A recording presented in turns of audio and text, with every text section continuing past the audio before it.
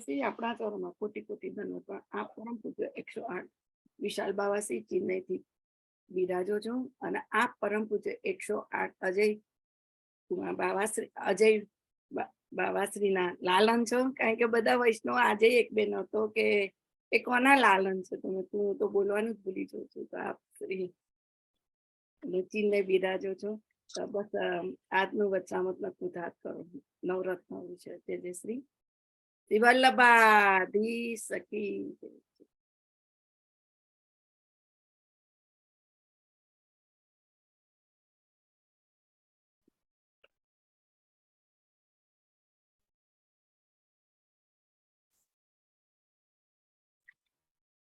श्री कृष्णाय नमः। Zoom, Facebook और यूट्यूब के माध्यम से जुड़े देश विदेश के सभी भगवदीय वैष्णवों का मैं विशाल बाबा चेन्नई से नवरत्न के प्रथम सत्र के दूसरे और अंतिम दिवस में खूब खूब स्वागत करता हूं। कल अपन नवरत्न की पूर्व भूमिका पर चर्चा कर रहे थे। अपन ने ये समझने का प्रयास किया कि श्री महाप्रभु जी ने इस ग्रंथ की रचना क्यों करी। श्री गुसाई जी टीका का आरंभ करते हुए मंगलाचरण लिखते हैं कि चिंता संतान हंतारो यत्पादा जरेणव स्वीयानांता निजाचार्यान प्रणमामि मुहुर्मुहुः। जिनके चरण कमल की रज अपने सेवकों की चिंता और उस चिंता से उत्पन्न होती उसकी जितनी भी संतान है, जितनी भी संतति है, उसका नाश करती है, ऐसे श्रीमद् वल्लभाचार्य जी को मैं बारंबार प्रणाम करता हूं। फिर यहाँ पे एक प्रश्न उत्पन्न होता है कि भाई गोविंद दुबे जैसे भगवदियों को किस प्रकार की चिंता हो सकती है, जिन्होंने साक्षात श्री महाप्रभु जी से ब्रह्म संबंध लिया, जिनको महाप्रभु जी ने ठाकुर जी पधरा के दिए, जिन्होंने गीता, व्याकरण और अनेक सिद्धांतों का विद्यार्जन महाप्रभु जी के पास किया, ऐसे भगवदियों को किस प्रकार की चिंता हो सकती है। तो श्री गुसाई जी खुलासा करते हैं कि ब्रह्मसंबंध मंत्र में अपन ने जितनी भी वस्तु ठाकुर जी को निवेदन करी है, क्या उन वस्तुओं का हम हमारे उपयोग में ले सकते हैं या नहीं ले सकते, ये चिंता का विषय है। खुद का निर्वाह अपन को निवेदित द्रव्य से करना चाहिए या अनिवेदित द्रव्य से करना चाहिए। यदि आप निवेदित द्रव्य से करते हो तो कहीं मेरे को देव द्रव्य का दोष तो नहीं लगेगा, और यदि आप अनिवेदित द्रव्य से करते हो तो मेरे को असमर्पित का दोष लगेगा। तो ब्रह्म संबंधी वैष्णवों को क्या करना चाहिए, ब्रह्म संबंध लेने के बाद वैष्णव को क्या करना चाहिए, ये गोविंद दुबे जैसे अनेक वैष्णवों की चिंता थी। और इसी चिंता को दूर करने के लिए श्री महाप्रभु जी आज्ञा करते हैं कि चिंता कापि न कार्य निवेदितात्म भी कदापि भगवान अपि पुष्टिस्थौ न करिष्यति लौकिकीं च गतिम। चिंता के विषय में भगवान श्री कृष्ण गीता के दूसरे ही अध्याय में एकदम ही शुरुआत में अर्जुन की चिंता को दूर करने के लिए भगवान अर्जुन को आज्ञा करते हैं कि मात्रा स्पर्शास्तु कौन्तेय शीतोष्ण सुख दुखदा आगमापायिनो नित्यस ताम स्थिति क्षस्व भारत। हे अर्जुन, इंद्रियों के जितने भी विषय हैं वो शीत और उष्ण के समान है, यानी कभी अनुकूल रहेंगे, कभी प्रतिकूल रहेंगे। सुख और दुख ये आते जाते रहेंगे। हर बार आपके जीवन में सुख नहीं होगा, हर बार आपके जीवन में दुख नहीं होगा। आज अगर सुख है तो कल कोई ना कोई दुखद परिस्थितियां आपके जीवन में उत्पन्न होगी ही होगी, और आज जो अगर आपके जीवन में दुखद परिस्थितियां हैं तो कल आपके जीवन में सुख की स्थिति भी आएगी ही आएगी। इसमें शंका का कोई स्थान नहीं है। भगवान कहते हैं कि ये सब अनित्य है, इनको तुम सहन करो। ये अनित्य है, ये आते जाते रहेंगे, ये मौसम की तरह है। सूर्योदय है तो सूर्यास्त होगा ही होगा, और आज अगर सूर्यास्त है, आज अगर अंधकार है तो कल फिर सूर्योदय होगा ही होगा, प्रकाश होगा ही होगा। इसमें तुम है ना अटक के मत रह जाओ, इसमें फंस के मत रह जाओ, आगे बढ़ते रहो। ये सब अनित्य हैं, ये आते जाते रहेंगे, इसलिए तुम चिंता मत करो, इनको सहन करो और आगे बढ़ते रहो। यहाँ चिंता के साथ श्री महाप्रभु जी ने दो शब्दों का प्रयोग किया है, एक तो कापी और दूसरा है कदापि। कापी यानी किसी भी प्रकार की चिंता नहीं करनी चाहिए। तो सबसे पहले प्रश्न है कि चिंता है कितने प्रकार की। तो वैसे तो चिंता अनेक प्रकार की है, लेकिन अगर आप उसको कैटेगरी में डालना चाहो तो मुख्य रूप से चिंता तीन प्रकार की है: लौकिक चिंता, वैदिक चिंता और अलौकिक चिंता। लौकिक चिंता यानी आपके ये घर गृहस्थी, परिवार, सगे संबंधी, आपसी कुटुंब में क्लेश, या पैसा को लेके कोई क्लेश, या पैसा को लेके चिंता, या संबंध खराब होने की चिंता। लोक संबंधी जितने भी विषय हैं उसको लेकर अगर आपके मन में कोई चिंता उत्पन्न होती है तो ये सब लौकिक चिंता। फिर आता है वैदिक चिंता। वैदिक चिंता यानी पाप पुण्य संबंधी चिंता, स्वर्ग नरक संबंधी चिंता। ज्यादातर आप लोगों के जो प्रश्न होते हैं ना, मैंने काफी बार नोट किया, ज्यादातर आप लोगों के प्रश्न होते हैं ना, ये पाप पुण्य को लेके ही होते हैं। जी मैं सेवा में आ करिए तो चाले के न चाले, अमने दोष तो नहीं लागतो, એટલે તમારો ફોકસ ક્યાં છે કે ભાઈ અમે ગમે તે અમને દોષ નહીં લાગવું જોઈએ। અરે ઠાકુરજીને પરિશ્રમ થાય છે એ વસ્તુ અલગ છે, પણ અમને દોષ નહીં લાગવું જોઈએ। જો અમને દોષ નથી લાગતો તો બસ છે, એટલું સફિશિયન્ટ છે। तो ज्यादातर आप लोगों के प्रश्न इसी विषय को लेके होते हैं कि कहीं ये करने से हमको दोष तो नहीं लगेगा। अगर मैं बोलूंगा ना कि हाँ लगेगा, तो ही जाके आप वो वस्तु नहीं करोगे। और अगर मैं बोल दूंगा ना नहीं देखो ये करने में दोष तो नहीं है, पर इसमें ठाकुर जी का सुख भी नहीं है, तो अपने नहीं नहीं ठीक है चलेगा, तो ये तो हमें शिरो अरोगावी देसु ठाकुर जी ने, हमने दोष नहीं लागू જોઈએ। तो इस प्रकार के आपके जितने भी प्रश्न होते हैं ना, ये पाप पुण्य संबंधी, स्वर्ग नरक संबंधी, ये सब वैदिक चिंता के अंतर्गत आती है। भले ही आप ठाकुर जी का नाम लगाओ, पर मुख्य रूप से आपको चिंता ठाकुर जी की नहीं है, आपको आपके दोष की चिंता है कि कहीं मेरे को दोष तो नहीं लगेगा। बस ये सबसे महत्व का है, दोष नहीं लगेगा तो बस ठीक है, हम तो छूट से सब कर सकते हैं। और फिर उसको जस्टिफाई करने की भी अपन कोशिश करना ना, जीजे आ तो परिस्थिति આવી છે, અમારે આ કરવું પડશે, શું કરી દીજે, હવે આજકાલના લોકો માનતા નથી, ઘરના લોકો માનતા નથી, ફલાનું ને ઢીકના, ऐसे अनेक बहाना करते करते अपना मूल केंद्र किसके ऊपर है, मेरे को दोष नहीं लगना चाहिए। बस તમે કેમ ઠાકોરજી નથી પધરાવ, જે અમારું ટ્રાવેલિંગ બહુ ઓછું છે ને, એટલે અમે ઠાકોરજીને ક્યાં પધરાવીને જઈએ, ત્યાં પછી ઠાકોરજીની સેવા એટલી ન સચવાય તો અમને દોષ લાગશે। એટલે તમારો ફોકસ ક્યાં છે, દોષ ઉપર છે, કૃષ્ણ ઉપર નથી। આ વૈદિક चिंता। और तीसरी है अलौकिक चिंता, सेवा संबंधी चिंता। लॉकडाउन का ही उदाहरण ले लो। लॉकडाउन में ऐसा कोई जीव नहीं होगा, क्या बालक क्या वैष्णव, कि जिसको एक बार के लिए तो चिंता नहीं हुई होगी, अरे ठाकुर जी के लिए दूध कहां से आएगा, ठाकुर जी के लिए राशन कहां से आएगा, ठाकुर जी के लिए शाक भाजी कहां से लाएंगे, ठाकुर जी के लिए फूल वगैरह कहां से लाएंगे। ये अलौकिक चिंता। श्री महाप्रभु जी अपन को स्पष्ट आज्ञा करते हैं कि चिंता कापि न कार्या, ना लौकिक चिंता करो, ना वैदिक चिंता करो, और ना ही अलौकिक सेवा संबंधी चिंता करो। किसी भी प्रकार की चिंता करने की जरूरत नहीं है। और दूसरा शब्द जो श्री महाप्रभु ने चिंता शब्द के साथ यूज किया वो है कदापि। एक तो किसी भी प्रकार की चिंता नहीं करनी चाहिए, और दूसरा है किसी भी परिस्थिति में चिंता नहीं करनी चाहिए। आपके जीवन में चाहे जैसी भी परिस्थितियां आ जाए, चिंता मत करो। श्री गुसाई जी तो टीका में यहां तक लिखते हैं कि कभी कभी भगवान आपकी परीक्षा लेने के लिए भी आपको फलदान नहीं देंगे, खाली आपकी परीक्षा लेने के लिए, तब भी चिंता मत करो कि अरे हमको इतने साल हो गए सेवा करते करते, हम तो इतने भाव से सेवा करते हैं, फिर क्यों हमारे जीवन में ये परिस्थिति है। काफी सारे लोगों को लगता है कि एक बार ठाकुर जी को घर में पधरा लो ना तो सब मंगल ही मंगल होगा। ऐसी बात नहीं है। ठाकुर जी आपकी परीक्षा लेने के लिए आपको कठिन से कठिन परिस्थितियों से गुजरना पड़ेगा। तो श्री गुसाई जी आज्ञा करते हैं कि ऐसी परिस्थिति में भी आपको चिंता करने की जरूरत नहीं, और ये भाव रखो कि ठाकुर जी आपकी परीक्षा ले रहे हैं। श्री गुसाई जी एक और चीज लिख के देते हैं कि बहुत बार हो सकता है कि आपके प्रारब्ध के दोष के कारण आपको फलदान नहीं हो। प्रारब्ध के दोष यानी पूर्व जन्म के कोई दोष अगर आपके रह जाए, कोई बाकी रह जाए, उसके कारण भी आपके फलदान में विलंब हो सकता है। ऐसी परिस्थिति में भी अपन को चिंता नहीं करनी चाहिए। आज नहीं तो कल ठाकुर जी को आपको पुष्टि फल देना ही पड़ेगा।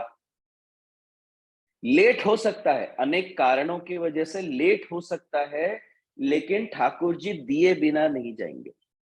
ठाकुर जी आपको पुष्टि फल देंगे ही देंगे, इसमें कोई शंका नहीं है। इसलिए प्रारब्ध के दोषों के कारण भी अगर जो फलदान में विलंब होता हो, तब भी वैष्णव को चिंता नहीं करनी चाहिए, ना इस जन्म में चिंता करनी चाहिए और ना ही आगे आने वाले आपके जितने जन्म होंगे।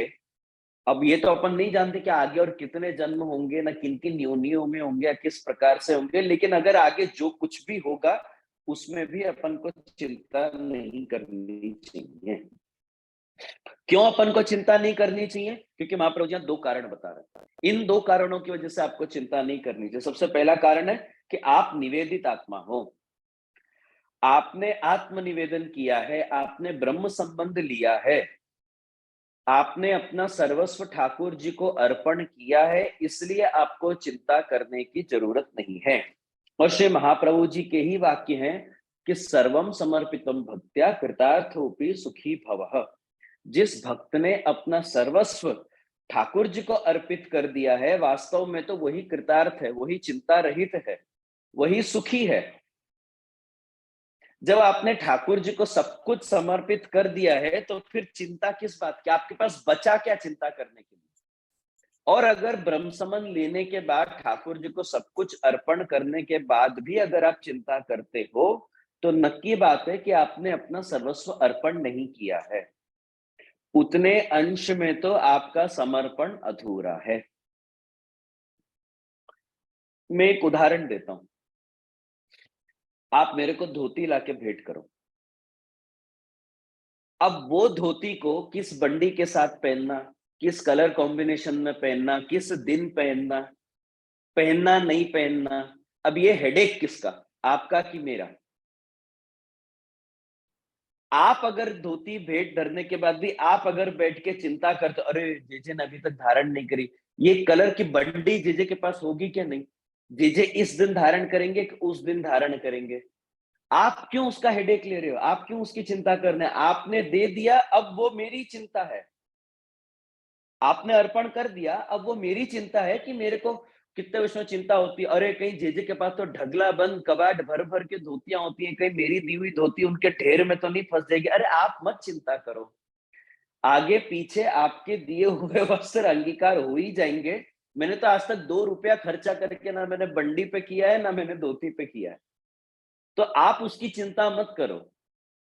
और ठीक उसी प्रकार से जब आपने अपना सर्वस्व ठाकुर जी को अर्पण कर दिया है, तो अब वो चिंता ठाकुर जी की है कि इस जीव का उपयोग मेरे को कैसे करना है। अब वो आपको चिंता करने की जरूरत नहीं है। तन सौंप दिया, मन सौंप दिया, अब क्या है मेरे पास पिया?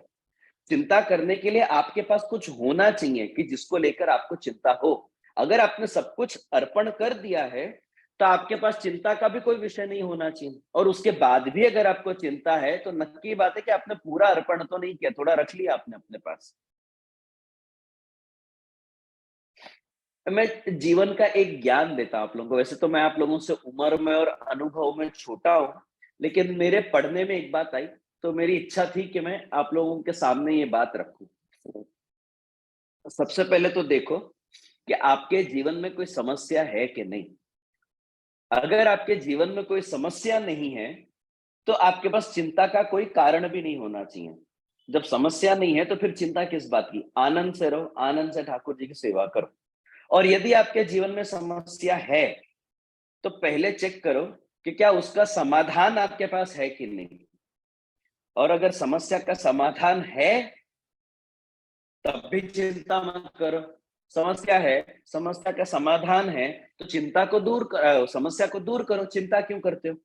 और यदि आपके पास आपकी समस्या का समाधान नहीं है तो चिंता करके फायदा क्या? आपके चिंता करने से आपकी समस्या दूर हो जाएगी? नहीं।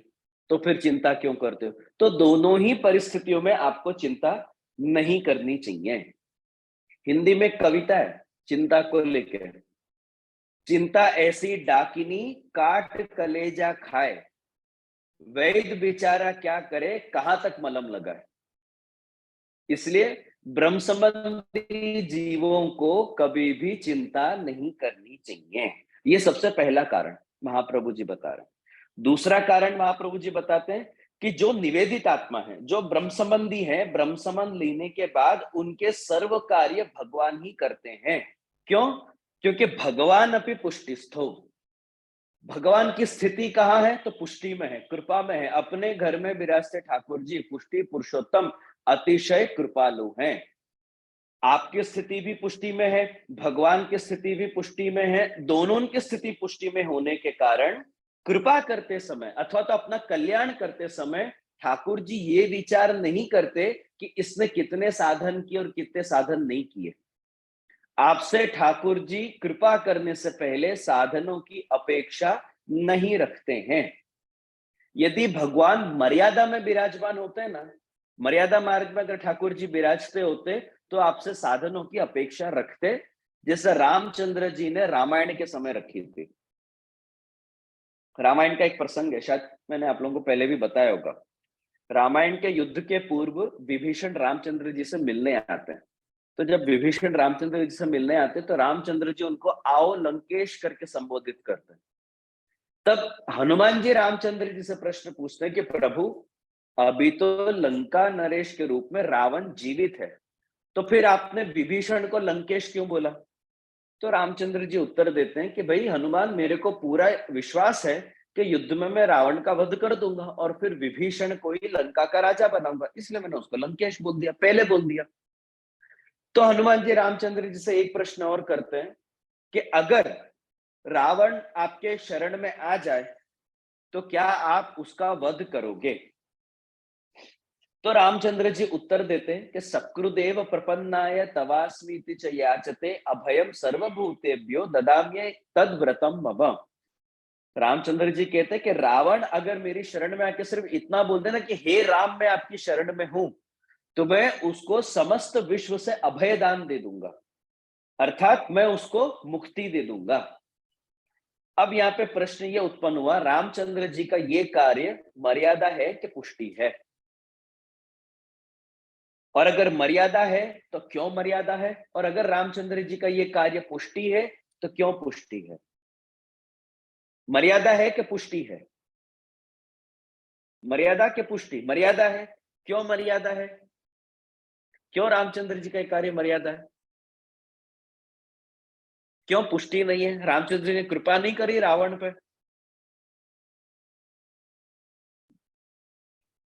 रामचंद्र जी का ये कार्य मर्यादा है क्योंकि रामचंद्र जी को रावण से अपेक्षा थी कि तू पहले ये कर, तू पहले मेरी शरण में आ, फिर मैं तेरे पे कृपा करूंगा।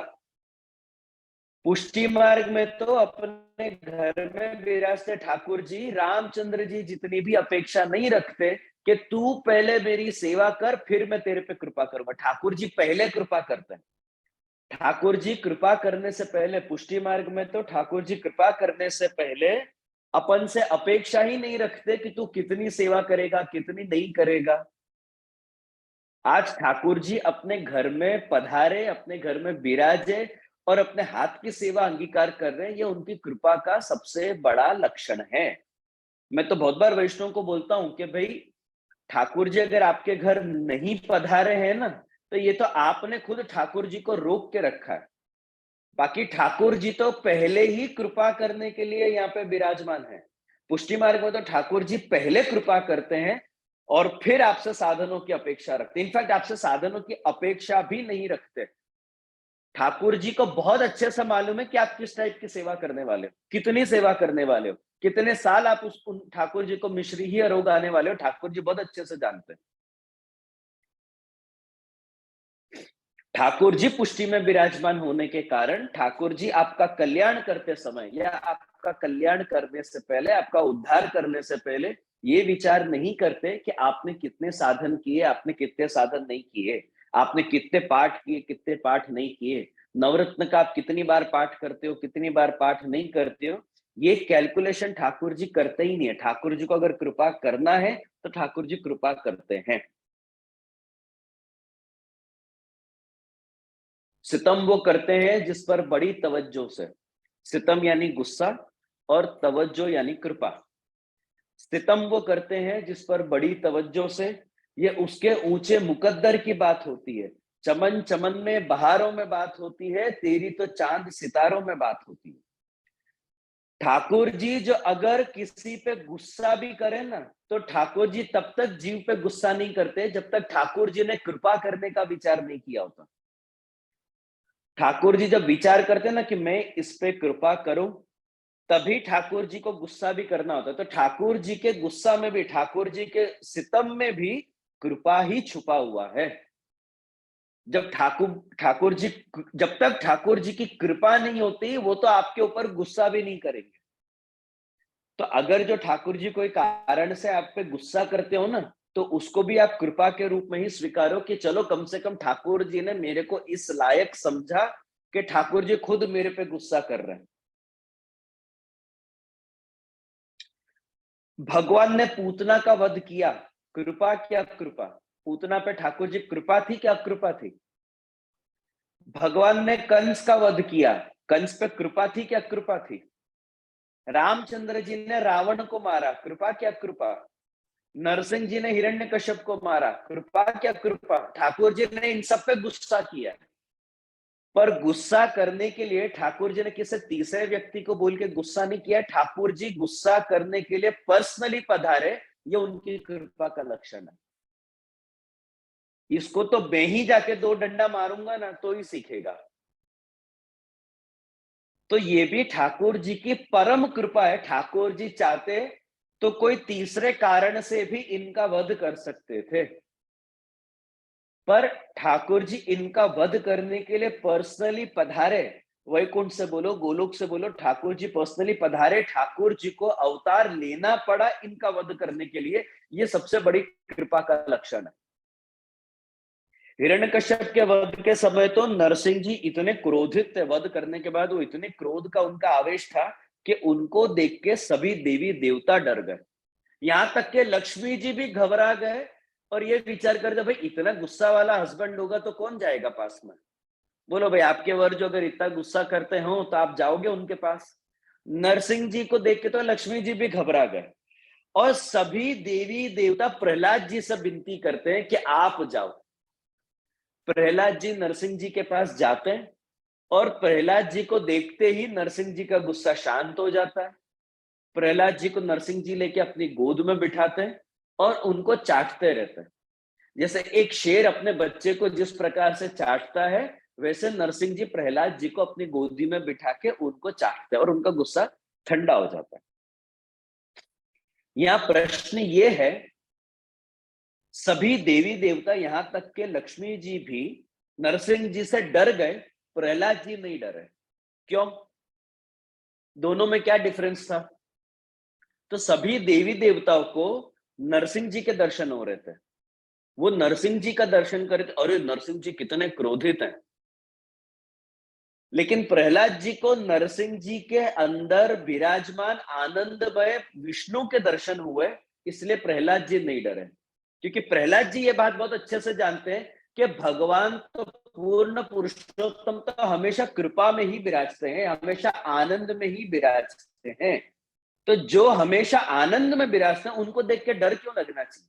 आज भी अगर कोई वैष्णव ठाकुर जी से डरते हो कि नाना जी हमने डर लागे छे, जो ठाकुर जी हमने अपने दंड आपे, तो ठाकुर जी से आपको डरने की जरूरत ही नहीं है, क्योंकि पुष्टि पुरुषोत्तम तो हमेशा कृपा में ही विराजेंगे। वो अगर जो गुस्सा भी करेंगे वो भी कृपा है, वो अगर जो आपको वाल भी करेंगे ना तो वो भी कृपा पूर्वक ही करेंगे।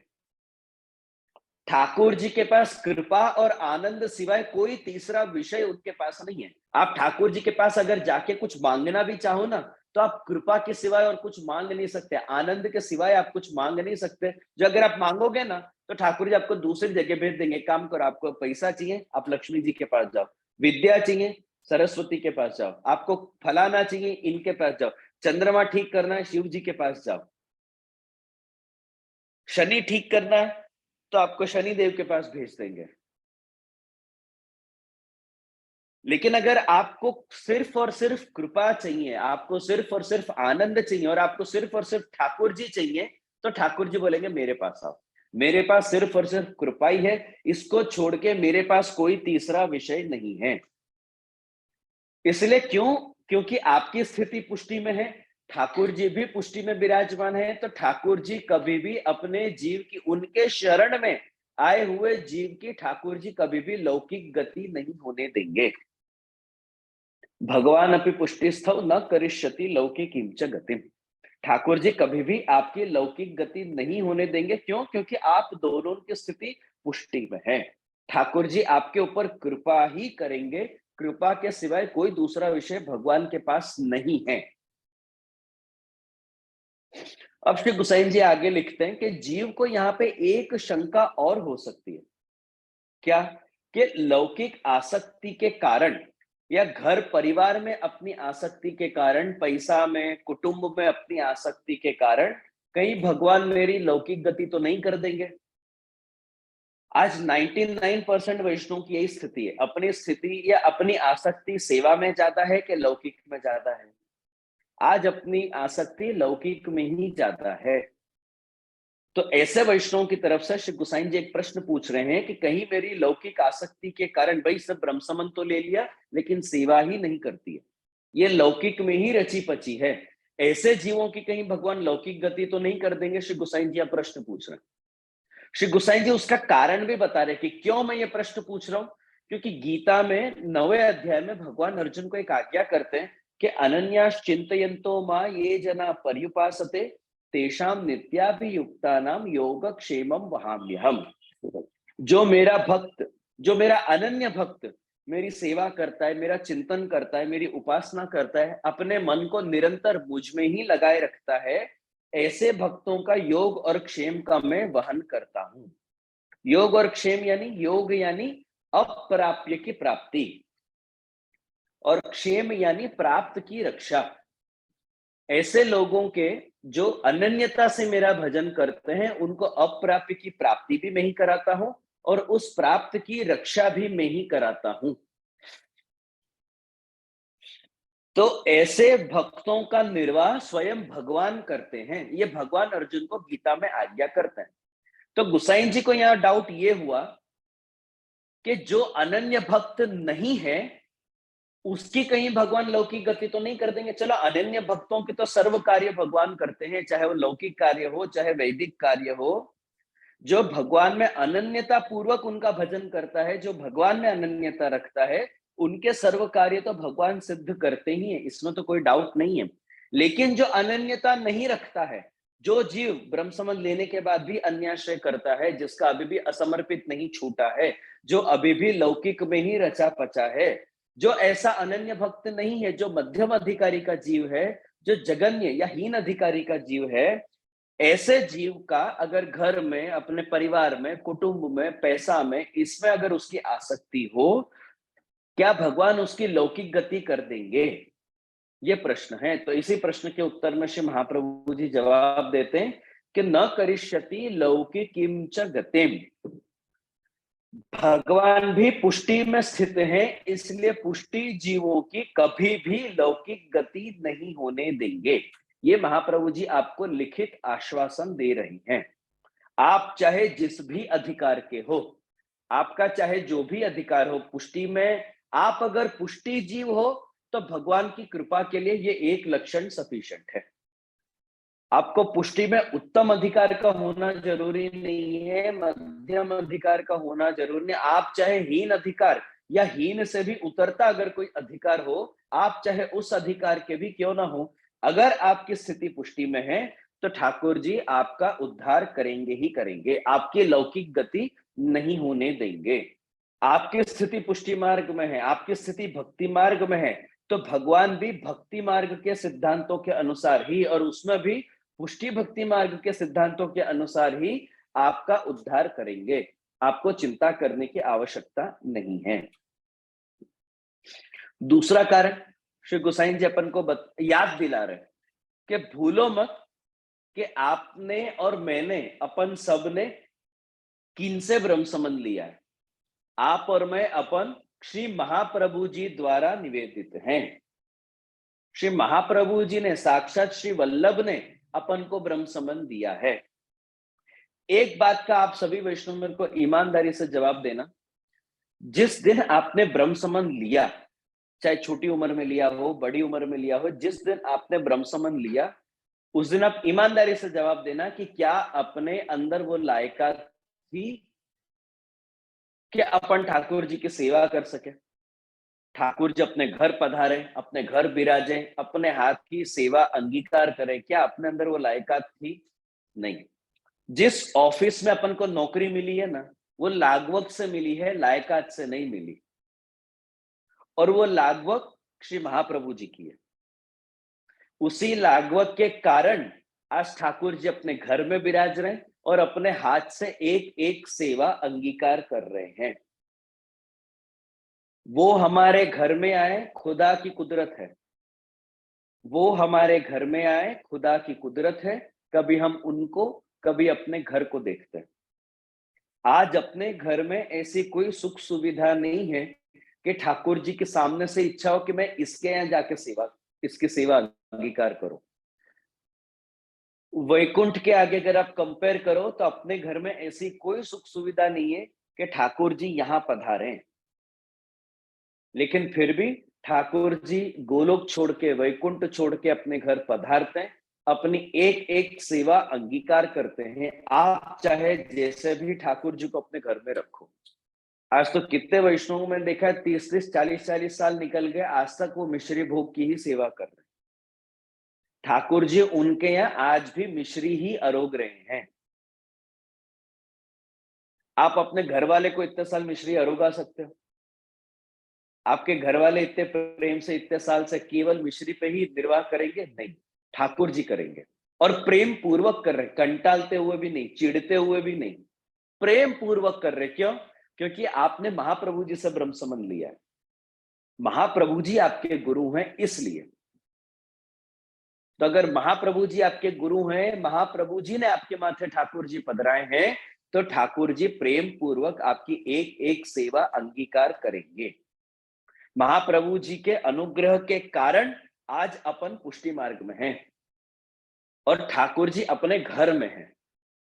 आज जो महाप्रभु जी नई भूतल पे पधारे होते, विराजे होते, ना अपनी स्थिति पुष्टि मार्ग में होती और ना ठाकुर जी की स्थिति अपने घर में होती। तो ये श्री महाप्रभु जी के कारण है कि आज अपन पुष्टि में हैं, ठाकुर जी भी पुष्टि में हैं, इसलिए वो अपनी लौकिक गति नहीं होने देंगे। तो यहाँ ये प्रश्न उत्पन्न होता है कि ठाकुर जी श्री महाप्रभु जी की इतनी वो क्यों रखते हैं, लाज क्यों रखते हैं? श्री महाप्रभु जी की इतनी टेक क्यों रखते हैं? श्री महाप्रभु जी में ऐसी कौन सी खास बात है कि अरे नहीं नहीं, इसको श्री महाप्रभु जी ने अगर जो इसको ब्रह्म संबंध दिया है, श्री महाप्रभु जी ने अगर जो इसके माथे ठाकुर जी पधराए हैं, तो मैं इसकी सेवा अंगीकार करूंगा, चाहे जैसे भी सेवा करे। तो ठाकुर जी महाप्रभु जी की इतनी टेक क्यों रखते हैं? महाप्रभु जी में ऐसी कौन सी खास बात है? तो पुरुषोत्तम जी अपनी प्रकाश विवृत्ति नाम की टीका में इसका उत्तर अपन को देते हैं कि जिस भक्ति मार्ग को भगवान प्रकट करना चाहते थे, या जो भक्ति मार्ग भगवान को अभिष्ट है, भगवान को प्रिय है, कि भाई ऐसा एक भक्ति मार्ग होना चाहिए। भूतल पे ज्ञान है, कर्म है, लेकिन ऐसा एक भक्ति मार्ग नहीं है। तो भगवान को जिस प्रकार का भक्ति मार्ग प्रिय है, ऐसे भक्ति मार्ग को प्रकट करने वाले श्री महाप्रभु जी हैं। इसलिए महाप्रभु जी भगवान को अतिशय प्रिय हैं। जो भगवान प्रकट करना चाहते थे, या जिस प्रकार के भक्ति मार्ग को प्रकट करने की इच्छा भगवान की थी, ऐसे भक्ति मार्ग को महाप्रभु जी ने प्रकट किया है। इसलिए महाप्रभु जी भगवान को अतिशय प्रिय हैं। तो भगवान को प्रिय ऐसे भक्ति मार्ग के प्रवर्तक महाप्रभु जी होने के कारण, उस महाप्रभु जी से आप निवेदित होने के कारण, आप भी ऑटोमेटिकली भगवान को प्रिय बन जाते हो।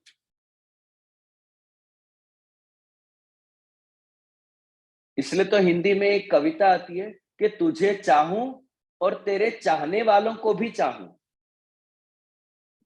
जो व्यक्ति अपन को प्रिय होता है ना, उस व्यक्ति को जो कुछ भी प्रिय होता है, वो भी अपने को ऑटोमेटिकली प्रिय बन जाता है। तो अगर महाप्रभु जी भगवान को प्रिय हैं, तो जो जो महाप्रभु जी को प्रिय है ना, वो सब भगवान को प्रिय है। तो आप अगर महाप्रभु जी के प्रिय हो, तो आप ऑटोमेटिकली भगवान के भी प्रिय बन जाओगे। और अगर आप भगवान के प्रिय बन गए हो, तो फिर ठाकुर जी आपकी लौकिक गति नहीं करेंगे, आपको चिंता करने की आवश्यकता नहीं है। और श्री पुरुषोत्तम जी अपन को इस बात का प्रमाण भी देते हैं। श्रीमद् भागवत के दशम स्कंद में एक श्लोक आता है कि देवर्षि में प्रियतमो यदि मो धनदात्मजो तथा साधयिष्यामि यद गीतम तन महात्मना। नारद जी भगवान को अतिशय प्रिय हैं। ठाकुर जी नारद जी को बहुत पसंद करते हैं और ठाकुर जी कहते हैं कि नारद जी ने अगर तुमको आशीर्वाद दिया है ना कि भगवान तुम्हारा उद्धार करेंगे, मैं तुम्हारा उद्धार करूंगा, तो मैं तुम्हारा उद्धार जरूर करूंगा। नारद जी जैसे भगवतियों की वाणी निष्फल नहीं जाए, इसलिए ठाकुर जी नंदालय में घसीटते घसीटते घसीटते वहां पहुंचे, अपने उलूखल को दोनों पेड़ के बीच में फंसाया और दोनों कुबेर के पुत्रों का भगवान ने उद्धार किया। भगवतियों की वाणी निष्फल नहीं जानी चाहिए। ठाकुर जी के जो प्रिय भक्त हैं उनकी वाणी निष्फल नहीं जानी चाहिए, इसलिए ठाकुर जी ने कुबेर के पुत्रों का भी उद्धार किया। नारद जी ने पूछ के उनको आशीर्वाद नहीं दिया था। नारद जी ने कोई पहले जाके ठाकुर जी को नहीं पूछा, नारद जी ने सीधा कुबेर के पुत्रों का आशीर्वाद दे दिया था कि सारस्वत कल्प में जब भगवान अवतार धारण करेंगे तब तुम लोगों का उद्धार हो जाएगा। नारद जी ने पूछ के नहीं दिया था, नारद जी ने सीधा ये आशीर्वाद कुबेर के पुत्रों को दे दिया था। अब ठाकुर जी कह रहे कि अब आपने आशीर्वाद दे दिया है तो अब मेरे को उसका उद्धार करना ही पड़ेगा, क्योंकि आप मेरे को बहुत प्रिय हो। भगवदियों की जिन पर कृपा होती है, महापुरुषों की जिन पर कृपा होती है, गुरुजनों की जिन पर कृपा होती है, ऐसे जीवों पर ठाकुर जी की कृपा ऑटोमेटिकली हो जाती है। ऐसे जीवों पर ठाकुर जी ऑटोमेटिकली कृपा करते हैं। अगर आप पत्नी के भाई हो और आपका स्वभाव चाहे जितना भी खराब हो, जीजा आपसे अच्छे ही संबंध रखेगा। जीजा रिस्क नहीं ले सकता आपसे संबंध बिगाड़ने का। क्यों? क्योंकि आप पत्नी के भाई हो। ठीक उसी प्रकार से अगर आप महाप्रभु जी के शिष्य हो, फिर चाहे आपका अधिकार जैसा भी हो, आप महाप्रभु जी के शिष्य हो, महाप्रभु जी आपके गुरु हैं, ठाकुर जी आप पे ऑटोमेटिकली कृपा करेंगे ही करेंगे, इसमें शंका का कोई स्थान नहीं है। महाप्रभु जी जैसे महापुरुषों के द्वारा अपन निवेदित होने के कारण भगवान अपनी लौकिक गति नहीं करेंगे। इसलिए तो पुष्टि मार्ग में एक नियम आया कि आप जो भी सेवा करो, जितनी भी सेवा करो, आप कहानी दो। आप महाप्रभु जी की कहानी दो, श्री गोपीनाथ जी की कहानी दो, श्री गुसाई जी की कहानी दो, गोपी जनों की कहानी दो, यशोदा जी की कहानी दो। इनकी सेवा ही ठाकुर जी अंगीकार करते हैं। अपने पास ऐसा कोई भाव नहीं है या अपने भाव इतने शुद्ध नहीं है कि ठाकुर जी स्वतंत्र रूप से अपने भाव को स्वीकार करके अपनी सेवा अंगीकार करें। आप इनकी कहानी देके जब सेवा करोगे तो ठाकुर जी आपकी एक एक सेवा अंगीकार करेंगे, क्योंकि अपने पास ऐसा भाव नहीं है। ठाकुर जी महाप्रभु जी की सेवा ही अंगीकार करते हैं। ठाकुर जी यशोदा जी की सेवा ही अंगीकार करते हैं। ठाकुर जी गोपी जनों की सेवा ही अंगीकार करते हैं। अपने आप डायरेक्ट सेवा करने जाओगे ना तो ठाकुर जी आपकी सेवा अंगीकार नहीं करेंगे। आप महाप्रभु जी के थ्रू जाओगे ना तो ठाकुर जी आपकी एक एक सेवा अंगीकार करेंगे। आप महाप्रभु जी को साइड में रख के अगर स्वतंत्र जाने का प्रयास करोगे, ठाकुर जी आपकी एक भी सेवा अंगीकार नहीं करेंगे, क्योंकि अपने अंदर स्वतंत्र रूप से पर्सनली ऐसी कोई लायकात नहीं है कि ठाकुर जी अपनी सेवा अंगीकार करें। और इसी के आधार पर मैं वैष्णव को हमेशा एक बात बोलता हूं कि आप कभी भी ब्रह्म संबंध लो, किसी भी बालक से आप ब्रह्म संबंध लो, बालक के ऊपर आप दृष्टि मत रखो, व्यक्ति पे आप दृष्टि मत रखो, महाप्रभु जी पे दृष्टि रखो। फलाने जे मेरे गुरु नहीं है, महाप्रभु जी मेरे गुरु हैं। आप चरण स्पर्श भी करो तो इसी भाव से आप चरण स्पर्श करो कि आप किसी व्यक्ति के चरण स्पर्श नहीं कर रहे हो, आप साक्षात श्री महाप्रभु जी के चरण स्पर्श कर रहे हो। महाप्रभु जी के द्वारा दी गई दीक्षा और महाप्रभु जी के द्वारा दिया गया आशीर्वाद ही आपको फलेगा। मेरी दी हुई दीक्षा और मेरे आशीर्वाद आपको नहीं फलेंगे। इसलिए वल्लभ कुल के चरण स्पर्श करो, तो चरण स्पर्श करके चरण स्पर्श करते समय अगर वल्लभ कुल उस टाइम पे किसी और से बात करते हो या चार अलग वैष्णव से बात करते हो तो वहां पे बैठे मत रहो, जे आपने तो मेरे को आशीर्वाद ही नहीं दिया, आपे आपनो हाथ मारा माथा ऊपर નથી મૂક્યો, आप मने आशीर्वाद आपो जे। अगर आप महाप्रभु जी के चरण स्पर्श करोगे तो महाप्रभु जी ऑटोमेटिकली आपको आशीर्वाद दे ही देंगे, फिर चाहे वो बालक 10 जनों से क्यों नहीं बात करते।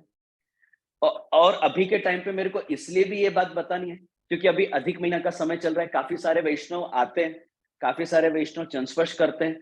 तो एक साथ हो सकता है कि भाई कुछ वैष्णव चरण स्पर्श कर रहे हैं और मेरे को, मैं शायद किसी और वैष्णव से बात कर रहा हूँ, तो आप आज्ञा लेके चरण स्पर्श कर लो, पर आशीर्वाद के लिए वहां बैठे मत रहो।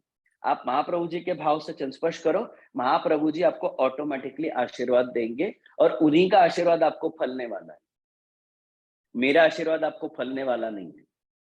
तो महाप्रभु जी पे दृष्टि रखो, व्यक्ति पे दृष्टि मत रखो। तो चाहे आपके जीवन में कुछ अच्छा हो, चाहे आपके जीवन में कुछ बुरा हो, अच्छा नहीं हो, बुरा नहीं हो, चाहे जैसी भी परिस्थिति में आप हो, चिंता मत करो। क्यों? क्योंकि आप पुष्टि मार्गीय जीव हो। आपको महाप्रभु जी ने ब्रह्म संबंध दिया है, आपका ब्रह्म संबंध महाप्रभु जी ने कराया है। ठाकुर जी की स्थिति भी पुष्टि मार्ग में है, आपकी स्थिति भी पुष्टि मार्ग में है, इसलिए ठाकुर जी आपकी लौकिक गति न करेंगे, ना आपकी लौकिक गति होने देंगे।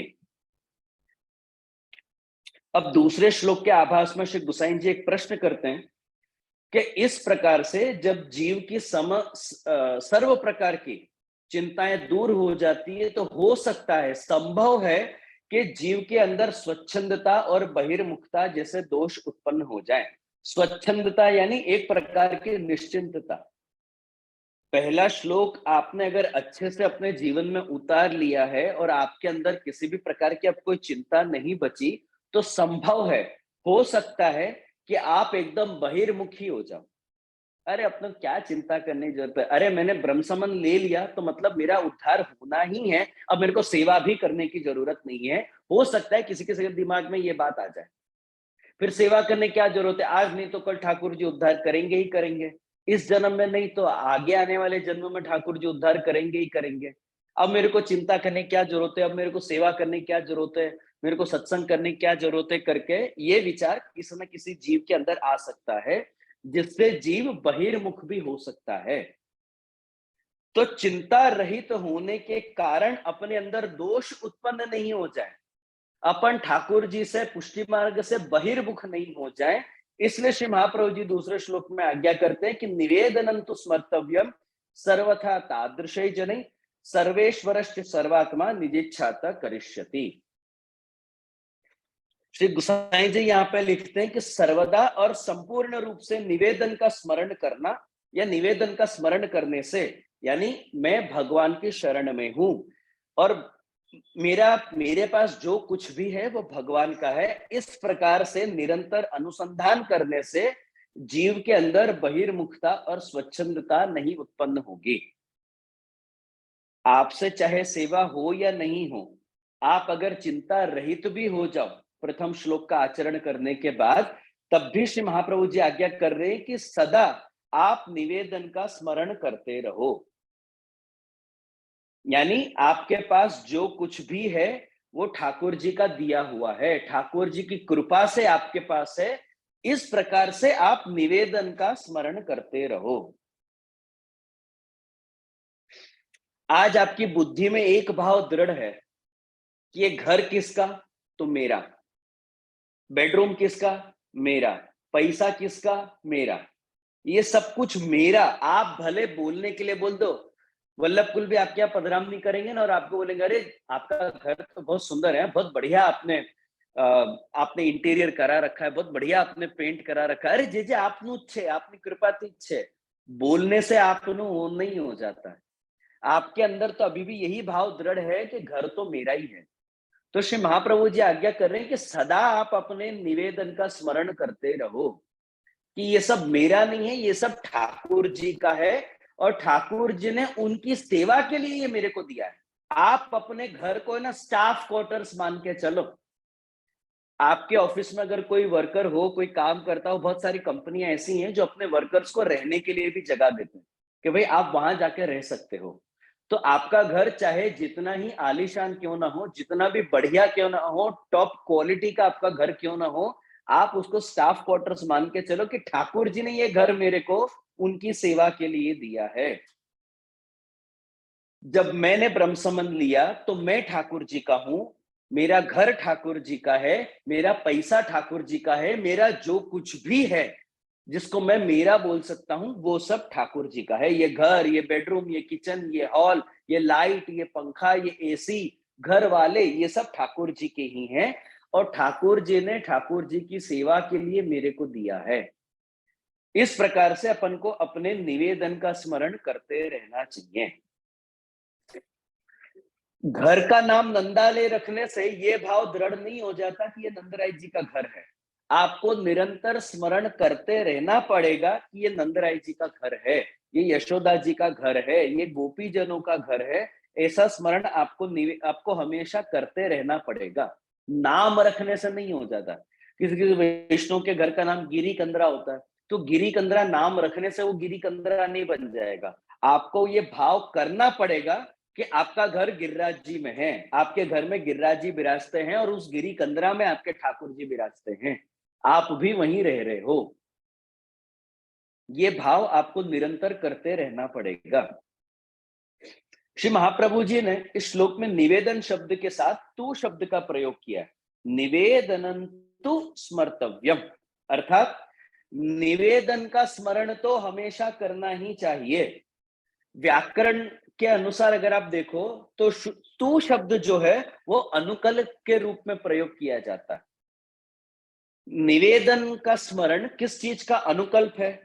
तो श्री गुसाई जी लिखते हैं कि जब जीव से भगवत सेवा नहीं निभती है, ऐसे लोगों को तो कम से कम सेवा नहीं कर पाते हो तो कम से कम निवेदन का स्मरण तो करना ही चाहिए। निवेदनं तु स्मर्तव्यम, अगर आप भगवत सेवा कर रहे हो तब भी आपको निवेदन का स्मरण करना चाहिए।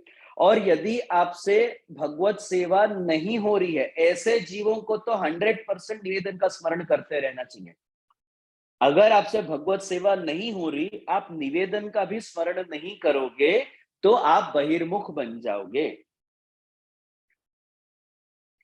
जो सेवा में प्रवृत्त है उनको तो निवेदन का स्मरण करना ही चाहिए कि हाँ ये सब ठाकुर जी का है।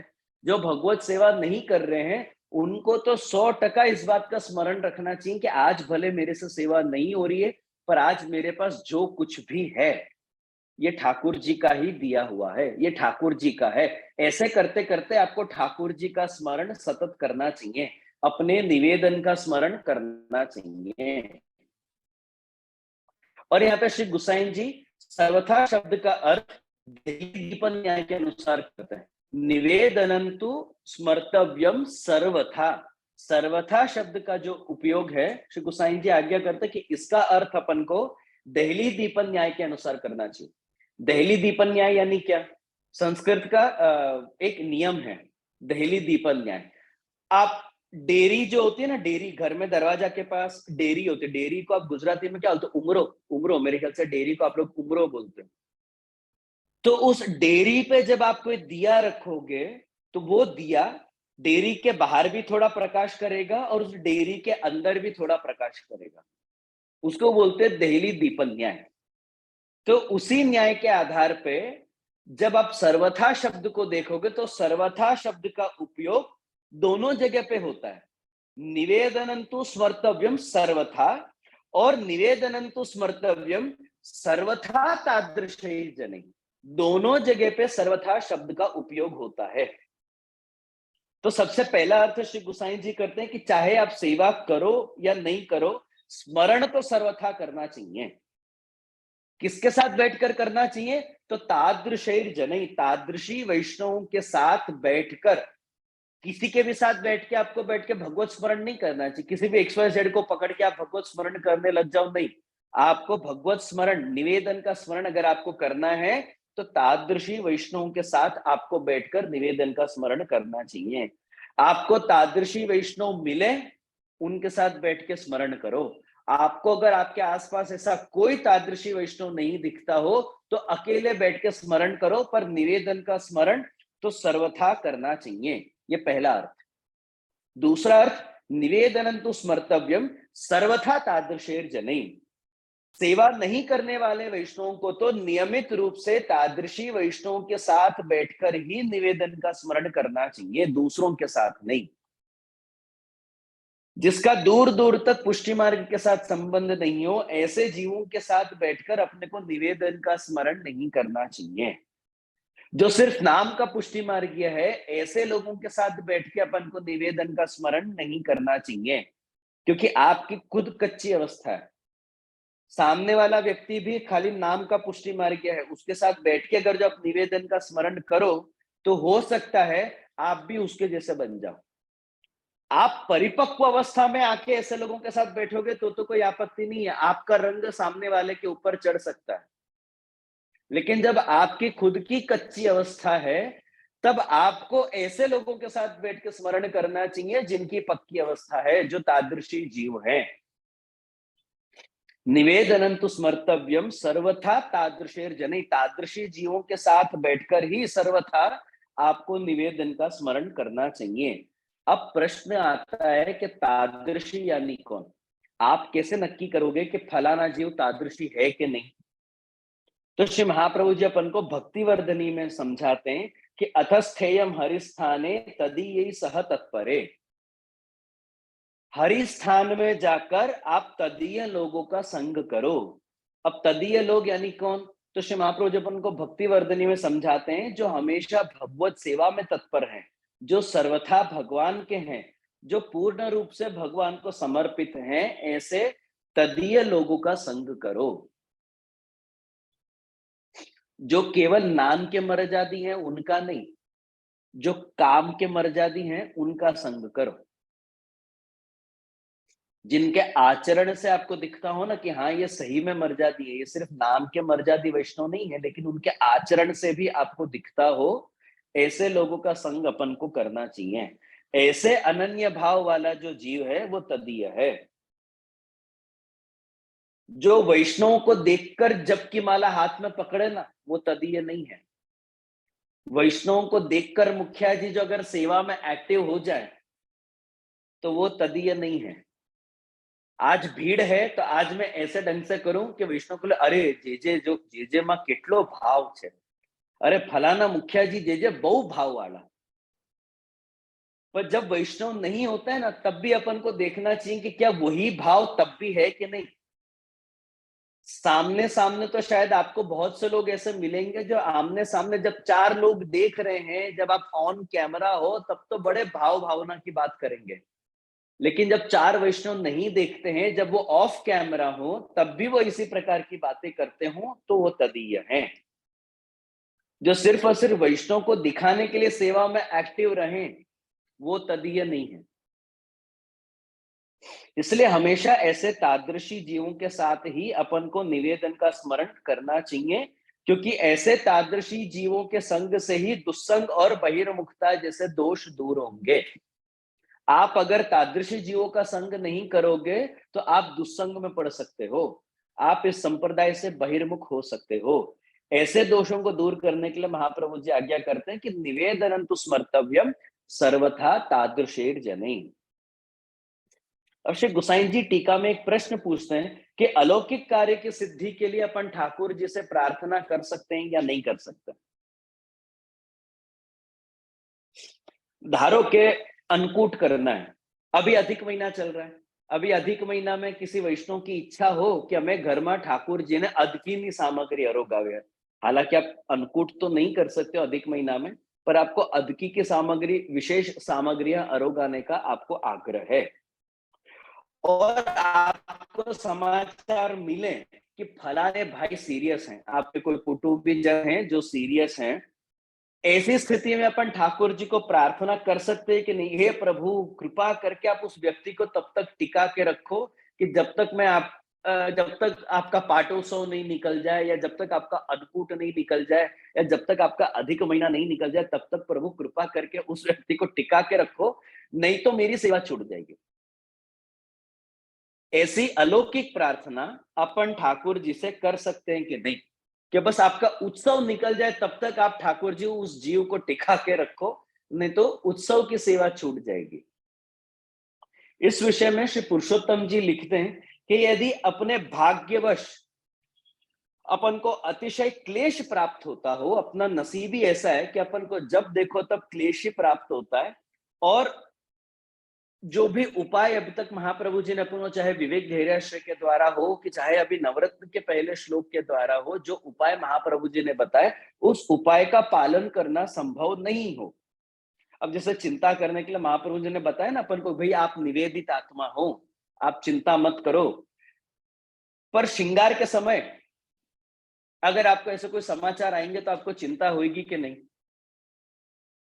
आप पूर्ण रूप से समर्पित हो, आपका पूरा दृढ़ विश्वास ठाकुर जी में है, लेकिन फिर भी जब आप सेवा करते हो और ऐसे किसी कुटुंबी जन के कोई समाचार मिले, भाई फलानी बहन तो बहुत सीरियस छे, फलाना भाई तो बहुत सीरियस छे, तो आपको चिंता होगी। तब ऑटोमेटिकली आपको चिंता हो ही जाएगी। तब ना आपको विवेक याद आएगा, ना आपको धैर्य याद आएगा, ना आपको आश्रय याद आएगा, ना आपको नवरत्न याद आएगा, क्योंकि अभी अपनी कच्ची अवस्था है, साधन अवस्था है। तो श्री पुरुषोत्तम जी आज्ञा करते हैं कि महाप्रभु जी ने अब तक अपन को जितने भी उपाय बताए कि भाई भगवदियों का ही संग करो, चिंता मत करो, दुष्ट लोगों से अपने को दूर रहना चाहिए, उनके आगे अपन को खुद के भाव का प्रदर्शन नहीं करना चाहिए, ये सब उपाय नवरत्न में भी बताए गए उपाय का पालन करना अगर संभव नहीं हो, नवरत्न के साथ साथ आप विवेक धैर्याश्रय, कृष्णाश्रय जैसे ग्रंथों में जो शरणागति सिद्ध करने के उपदेश दिए हैं महाप्रभु जी ने, उन उपदेशों का भी पालन करना संभव नहीं हो, तो ऐसी स्थिति में क्या अपन ठाकुर जी से प्रार्थना कर सकते हैं कि नहीं कर सकते? ये सबसे बड़ा प्रश्न है। आपने नवरत्न पढ़ लिया, आपने विवेक धैर्याश्रय पढ़ लिया, आपने कृष्णाश्रय पढ़ लिया, अंतःकरण प्रबोध पढ़ लिया, आपने ये चारों ग्रंथ जो एक दूसरे के साथ संबंध वाले हैं आपने पढ़ लिए, लेकिन फिर भी आपसे शरणागति आपकी सिद्ध नहीं हो रही। आप जो उपाय महाप्रभु जी ने बताए उनका आप पालन नहीं कर पा रहे हो। ऐसी परिस्थिति में अपन ठाकुर जी से कोई प्रार्थना या कोई विनती कर सकते हैं कि नहीं कर सकते? ऐसी विकट परिस्थिति में, ऐसी खराब से खराब परिस्थिति में अपन प्रार्थना कर सकते हैं कि नहीं कर सकते? तो श्री गुसाई जी, श्री पुरुषोत्तम जी आगे आज्ञा करते हैं कि नहीं कर सकते। ऐसी खराब से खराब परिस्थिति में भी आप प्रार्थना मत करो। तो फिर प्रश्न आता है, तो ऐसे समय पे अपन ऐसा कौन सा संस्कार अपनी बुद्धि को दें कि ऐसी विकट परिस्थिति में भी अपन को चिंता नहीं हो और अपन को प्रार्थना नहीं करें? ऐसे समय पे ऐसा कौन सा संस्कार अपन अपनी बुद्धि को दें? तो श्री महाप्रभु जी लिखते हैं कि सर्वेश्वरश्च सर्वात्मा। अपने घर में विरासते ठाकुर जी कौन है? तो वो सर्वेश्वर हैं, यानी सर्व के ईश्वर हैं। जो भी निवेदित आत्मा है, जिन जीवों ने ब्रह्म समन लिया है, अपना सर्वस्व ठाकुर जी को अर्पण किया है, तो सबसे पहले तो आप ये जान लो कि आपने खुद को किसको सरेंडर किया है, आपने किसको अपना सर्वस्व अर्पण किया है? जो सबके नियामक है, जिसके अंडर में हर कोई आता है, जो सभी की आत्मा है। ठाकुर जी को परमात्मा भी बोलते हैं। परमात्मा क्यों बोलते हैं? एक तो जीवात्मा, जीवात्मा के अंदर जो आत्मा है, उस जीवात्मा के अंदर जो व्याप्त है वो परमात्मा। ऐसे परमात्मा को आपने अपना सर्वस्व अर्पण किया है, ये सर्व के ईश्वर हैं। दूसरे देवी देवता भी जिसके अंडर में आते हैं, ऐसे भगवान आपके घर विराज रहे हैं, ऐसे भगवान को आपने अपना सर्वस्व अर्पण किया है। ये संस्कार अपने बुद्धि को दो। ऐसी खराब से खराब परिस्थिति के समय पे भी ये संस्कार अपनी बुद्धि को दो कि भाई आपके स्वामी कौन है, कौन से ईश्वर को आपने अपना सर्वस्व अर्पण किया है, ये याद रखो। ये संस्कार अपने बुद्धि को दो। जैसे जैसे जीव का भाव, जीव की आत्मीयता ठाकुर जी में दृढ़ होती जाती है, वैसे वैसे ठाकुर जी उसकी आत्मा में विराजमान होते जाते हैं। आज ठाकुर जी आपके अंदर विराजमान तो हैं, आपको अनुभव है उस बात का। खाली बोलने के लिए अपन बोलते हैं, क्योंकि अपन ये जानते हैं कि ना ठाकुर जी तो बधानी अंदर विराजमान છે। તમે ઠાકોરજીને માનો તો એ ઠાકોરજી તમારી અંદર વ્યાપ્ત છે, ને કોઈ વ્યક્તિ ઠાકોરજીને નહીં માનતો હશે ને, એની અંદર પણ ઠાકોરજી વ્યાપ્ત છે, બિરાજે છે। પણ તમને અનુભવ છે? આજે તમને જ્ઞાન છે, તમને अनुभव नहीं। अपन को इस बात का ज्ञान है कि हाँ ठाकुर जी मेरे अंदर विराजमान है, पर अपन को उस बात का अनुभव नहीं है कि ठाकुर जी अपने अंदर विराजमान है। ये अनुभव कब होगा? जैसे जैसे आपका भाव ठाकुर जी में दृढ़ होता जाएगा। भाव कब दृढ़ होगा? जब खराब से खराब परिस्थितियां आएंगी। अच्छी परिस्थितियों में आपको ठाकुर जी की कृपा का अनुभव नहीं होगा, ये अपना लक्षण है। जब आपके जीवन में सब बढ़िया होता होगा, सब मंगल ही मंगल होगा ना, तब आपको ये विचार नहीं आएगा कि अरे ये तो ठाकुर जी की कृपा से मेरे जीवन में सब बढ़िया चल रहा है। तब आपको कहीं ना कहीं ये लगेगा कि इसका कारण तो मैं ही हूं। लेडीज लोगों की मैं एक आदत बताता हूँ, ये खाली वैष्णव तक सीमित नहीं है, जनरल लेडीज लोगों की एक आज्ञा है। कोई भी लेडीज, भाई बुरा नहीं लगाना, ये तो मैंने जो नोट किया है वही मैं बता रहा हूँ। जहां पे जॉइंट फैमिली है ना, जहां पे परिवार बंधा हुआ है, बंध के रहते हैं जहां पे लोग, वहां पे घर की जो बहू है, और खास करके जो बड़ी बहू है, उसको तो यही लगता है कि मैंने ही परिवार को बांध के रखा है, मेरी वजह से परिवार बंधा हुआ है, अगर जो मैं छोड़ दूं ना तो परिवार बिखर जाएगा।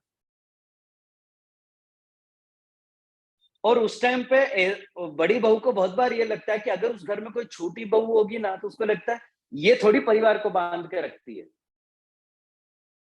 मैंने परिवार को बांध के रखा है। तब अपन को ये विचार नहीं आएगा कि ठाकुर जी की कृपा से ठाकुर जी ने सामर्थ्य दिया कि अपन ने परिवार को बांध के रखा, या ठाकुर जी की कृपा से आज परिवार बंध के रह रहा है साथ में। तब अपन को यही विचार आता है ये तो परिवार को मैंने बांध के रखा है, जो मैं छोड़ दूंगी ना अगर, तो परिवार बिखर जाएगा। तो कुछ अच्छा चलता होगा ना अपने जीवन में, तो अपनी मनोस्थिति ऐसी है कि अपन उसका क्रेडिट खुद ही को देंगे। लेकिन जब आपके जीवन में खराब से खराब चलेगा, और उस खराब में से जब आप बाहर निकलोगे, तब जाके अपने को विचार आता है कि भाई इससे बाहर निकलने का सामर्थ्य मेरा नहीं था, ये तो ठाकुर जी की कृपा से ही हम इस परिस्थिति से बाहर निकल पाए हैं। इसलिए ठाकुर जी भगवदियों के जीवन में आप अगर नोट करो तो ज्यादा से ज्यादा आपके जीवन में आपको विपरीत परिस्थितियों का अनुभव ज्यादा होता है। क्यों ज्यादा होता है? क्योंकि अगर जो विपरीत परिस्थितियों का आपको अनुभव नहीं होगा ना, तो आपको अहंकार हो जाएगा। आपके अंदर अहंकार उत्पन्न नहीं हो, ठाकुर जी नहीं चाहते कि उनको अर्पित जो जीव हैं, जिस जीव ने अपना सर्वस्व भगवान को अर्पण किया है, उस जीव को अहंकार उत्पन्न हो जाए, भगवान नहीं चाहते। इसलिए विपरीत परिस्थितियां भगवान उत्पन्न करते हैं, और विपरीत परिस्थितियों से भगवान आपके भाव का पोषण करने की कोशिश करते हैं। भगवान आपको सबूत दे रहे हैं कि भाई तू चिंता करती नहीं, हूं छू, तारी साथे हूं छू, तो चिंता करती नहीं। आज आपके जीवन में अगर खराब से खराब परिस्थिति आई, तो किसके कारण आई, ये बात का विचार करो। ठाकुर जी के ही कारण आई। भले उसके निमित्त कोई भी हो सकते हैं, आप हो सकते हो, आपके घर वाले हो सकते हैं, सास हो सकती है, मम्मी हो सकती है, ससुर हो सकते हैं, आपके पिता हो सकते हैं, भाई बंद हो सकते हैं, पियर वाले हो सकते हैं, ससुराल वाले हो सकते हैं। आपके वो निमित्त तो कोई भी हो सकते हैं, लेकिन विपरीत परिस्थितियों को आपके घर, आपके परिवार और आपके जीवन में उत्पन्न करने वाले ठाकुर जी हैं। क्यों ठाकुर जी को उत्पन्न करना पड़ता है? क्योंकि आपको अभी तक विश्वास नहीं है कि ठाकुर जी आपके सर्व कार्य सिद्ध करेंगे। ठाकुर जी सर्व कार्य करने में समर्थ हैं, ये बात अभी तक अपने अंदर दृढ़ नहीं हुई है। उस बात को दृढ़ करने के लिए time to time Thakur ji ऐसी परिस्थिति उत्पन्न करते हैं, और ठाकुर जी आपको उस परिस्थिति से फिर बाहर निकालते हैं, और आपको यह साबित करने की कोशिश करते हैं कि देख, तू चिंता मत कर, मैं हूं। ठाकुर जी अपने एग्जिस्टेंस का, ठाकुर जी अपनी कृपा का आपको वारंवार प्रमाण देते रहते हैं। आप आज भी आपके जीवन को आप फ्लैशबैक में से विचार करके देख लो, आज तक क्या आपके जीवन में विपरीत परिस्थितियां नहीं आई? क्या आपने खराब से खराब दिन नहीं देखे होंगे? फिर भी उन सबको पार करके आप आज इस परिस्थिति में खड़े हो, किसके कारण? सर्वेश्वरश्च सर्वात्मा, जो सर्व की ईश्वर हैं, जो सर्व की आत्मा में व्याप्त हैं, वो आपके घर में विराज रहे हैं। वो आपके घर में विराजने होने के कारण आपको चिंता नहीं करनी चाहिए। खराब से खराब ही क्यों ना हो जाए आपके जीवन में, जितना खराब आप विचार कर सकते हो ना, यार कुछ भी हो जाए, ये नहीं होना चाहिए, होने दो। खराब से खराब जो आप विचार कर सकते हो, वो आप विचार करो और उसको होने दो। और ये विचार करो कि ठाकुर जी ही इसमें से भी मेरे को पार पाड़ेंगे, मेरे को चिंता करने की जरूरत नहीं, भले ही मेरे जीवन में इस प्रकार से कोई प्रसंग घटित हो जाए चलेगा, मेरे को चिंता नहीं है। क्यों? क्योंकि मैंने ठाकुर जी को अपना सर्वस्व समर्पित किया है। ऐसे ईश्वर को मैंने अपना सब कुछ अर्पित किया है जो सर्व के ईश्वर हैं, इस पूरे ब्रह्मांड के नायक हैं, इस पूरे सृष्टि के नायक हैं, जिनके अंडर हर प्रकार के देवी देवता आते हैं, जो सर्व की आत्मा में व्याप्त है। ऐसे ठाकुर जी मेरे घर में विराज रहे हैं, तो फिर मैं क्यों चिंता करूं? ये संस्कार आप अपने मन, अपनी बुद्धि को बार बार देते रहो, ताकि खराब से खराब परिस्थिति में भी आपको प्रार्थना करने की इच्छा नहीं हो।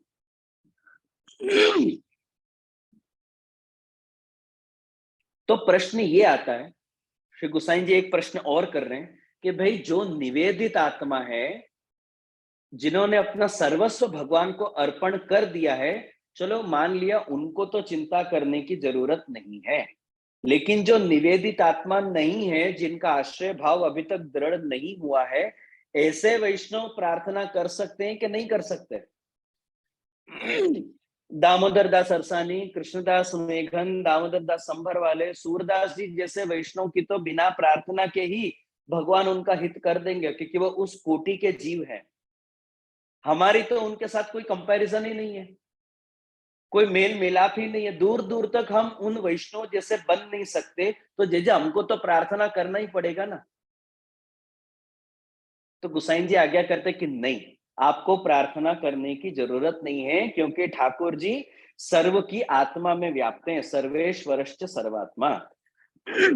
यहाँ पे श्री गुसाइन जी सर्व शब्द का दूसरा अर्थ करते हैं। सर्व शब्द का अर्थ करते हैं कि काल, कर्म, स्वभाव, ये सब कुछ अंतर्गत आ गया। इस दुनिया में जितनी भी शक्ति है, ये भगवान के ही अधीन है। चाहे वो काल रूपी कोई शक्ति हो गई, कर्म रूपी हो गई, किसी के स्वभाव रूपी हो गई, हर चीज के नियामक भगवान है। काल के नियामक भगवान है, कर्म के नियामक भगवान है, कुछ कुछ लोगों के स्वभाव के भी नियामक भगवान है। सर्वेश्वरश्च सर्वात्मा, जिसके नियामक भगवान है, उन विषयों को उन विषयों के द्वारा भगवान अपने जीवन में प्रतिबंध कैसे उत्पन्न कर सकते हैं? और इसके बाद भी अगर जो अपने जीवन में प्रतिबंध उत्पन्न हो रहे हैं, तो मान लो कि ये उत्पन्न करने वाले भगवान ही हैं। काल की स्वतंत्र रूप से ताकत नहीं है कि आपके जीवन में तकलीफ उत्पन्न करे।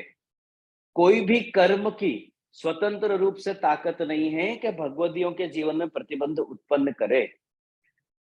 किसी व्यक्ति का यह स्वतंत्र सामर्थ्य नहीं है कि वो आपके जीवन में प्रतिबंध उत्पन्न करे। उसको ऐसा स्वभाव देने वाले कौन? अगर कोई ऐसे चिड़चिड़े स्वभाव के लोग हैं, क्लेशी स्वभाव के लोग हैं, तो कोई भी व्यक्ति अपने आप से स्वभाव लेकर नहीं आता। अगर जो आता, तो वो चाहता कि हर कोई अच्छे ही स्वभाव का हो, खराब स्वभाव कोई क्यों चाहेगा? लेकिन फिर भी उसको ऐसा स्वभाव देने वाले कौन है? तो भगवान है। इन सभी परिस्थितियों में भगवत विचार रखो। विपरीत परिस्थितियों में भी भगवान का विचार करो कि ठाकुर जी ने कुछ कृपा करने के लिए ही मेरे को ऐसे कुटुंब में भेजा है कि जहां पे हर व्यक्ति चिड़चिड़ा है, क्लेशी है, कंटालता रहता है, दिन भर कच कच कच कच कच कच करने वाले लोगों के बीच में ठाकुर जी ने मेरे को भेजा है। तो ठाकुर जी ने परम कृपा विचार के भेजा है, क्योंकि ठाकुर जी अच्छे से जानते हैं। ठाकुर जी अच्छे से जानते हैं कि किसको कैसा ससुराल दो, किसको कैसा पियर दो, किसको कैसी बहू देनी है, किसको कैसा हस्बैंड देना है। ठाकुर जी अच्छे से जानते हैं। तो इन परिस्थितियों में भी आपको चिंता करने की आवश्यकता नहीं है। आपका आश्रय भाव दृढ़ है, तब भी आप चिंता नहीं करोगे। अगर आपका आश्रय भाव दृढ़ नहीं हुआ है, तब भी चिंता मत करो। केवल इस बात का विचार करो कि ये परिस्थिति भी देने वाले आपको ठाकुर जी हैं। इसलिए श्री महाप्रभु जी श्लोक के अंत भाग में लिखते हैं कि निजेच्छा तक करिष्यति। ठाकुर जी जो भी करते हैं खुद की इच्छा से करते हैं। निजेच्छा तक करिष्यति के दो प्रकार से अर्थ होते हैं। एक तो ठाकुर जी अपनी निजी इच्छा से करते हैं, निज यानी पर्सनल इच्छा से करते हैं। और दूसरा अर्थ होता है ठाकुर जी अपने निज भक्तों की इच्छा से करते हैं। जो ठाकुर जी के निज हैं, जो ठाकुर जी के अंगद जो भक्त हैं, जो अंतरंग है ठाकुर जी के, ठाकुर जी उनकी इच्छा से सर्व कार्य करते हैं, और दूसरा ठाकुर जी पर्सनल खुद अपनी इच्छा से सर्व कार्य करते हैं। आप चाहे जितना भी ठाकुर जी का माथा खाओ, लेकिन ठाकुर जी को जो आपको देना है ठाकुर जी आपको वही देंगे। ठाकुर जी को आपको जितना देना है ठाकुर जी उतना ही देंगे, और ठाकुर जी को जब देना है ठाकुर जी तब ही देंगे। आपकी इच्छा से ठाकुर जी नहीं देंगे, क्योंकि आपके लिए क्या अच्छा है क्या बुरा है आपसे ज्यादा ठाकुर जी जानते हैं। आप तो उस बालक की तरह हो, उस बच्चे की तरह हो। आप लोग सब है ना मेरे बेटी जी की तरह हो, 4 साल के, 2 साल के, 3 साल के, 5 साल के बच्चे की तरह हो, जिसको लगता है, जो हर चीज के लिए जिद करता है। आप लोग सब मेरे बेटी जी की तरह हो, जो हर चीज के लिए जिद करते हैं। मैं बेटी जी को बाहर घुमाने ले जाऊं ना कहीं पे, उनको ये भी चाहिए, वो भी चाहिए, ये भी चाहिए, ये भी चाहिए, सब कुछ चाहिए उनको, चाहे उनके काम का हो या नहीं हो। और जो अगर उनको नहीं दिलाओ तो चिढ़ जाते हैं। इतना चिढ़ जाते हैं, उनने तो मेरे को यहाँ तक बेटी जी धमकी देते, पता नहीं कहाँ से सीख के आते हैं। उनने मेरे को यहाँ तक धमकी दे दी कि मेरे को दूसरा पिताजी चाहिए, मेरे को आप नहीं चाहिए, आप कुछ दिलाते ही नहीं हो। बहुत बार अपन भी ठाकुर जी के लिए यही भाव रखते हैं मन में। जब भगवान आपकी इच्छा पूरी नहीं करते, जब ठाकुर जी आपकी इच्छा पूरी नहीं करते, तब आपको भी ठाकुर जी के लिए इसी प्रकार का भाव उत्पन्न होता होगा कि अपन को दूसरे ठाकुर जी चाहिए। तब अपने को ऐसे बहुत से भगवदीय मिलेंगे, अरे तू હવે નવરાત્રીનું સમય ચાલુ છે, તું માતાજીનું કર, સાવન ચાલી રહ્યું છે, તું શિવજીનું કર, અધિક મહિના ચાલી રહ્યું છે, તું આ કર, તું તે કર, તું ફલાનું કર, તું ઢીકનું કર। क्यों? और आपके मन में भाव क्यों उत्पन्न हुआ? क्योंकि आप बालक हो, आप बच्चे हो। ठाकुर जी आपके उस माँ के समान है, आपके उस पिता के समान है, जो बहुत अच्छे से जानते हैं कि इसके लिए क्या सही है और क्या गलत है। आप आपका सही और आपका गलत आप अभी विचार नहीं कर पा रहे हो। और आप एक चीज नोट करना, आप लोग सब काफी अनुभवी हो, आप लोग विचार करना, आज आप लोगों के 60-70 साल की उम्र में आप लोगों को आपके माता पिता की बहुत सी बातें याद आती होगी। अरे नहीं हो, तब मेरी माँ ने ये बात बोली थी, तब मेरे को समझ नहीं आया, पर आज समझ आ रहा है। तब हमारे पिताजी ये बात बोलते थे, तब समझ नहीं आया, आज समझ आया। हाँ, महाप्रभु जी ने तब कोरोना के पहले जो आज्ञा करी थी ना, वो तब समझ में नहीं आई, आज कोरोना के बाद हमको उनकी आज्ञा, उनकी मेहर, उनकी अप्रत समझ में आ रही है।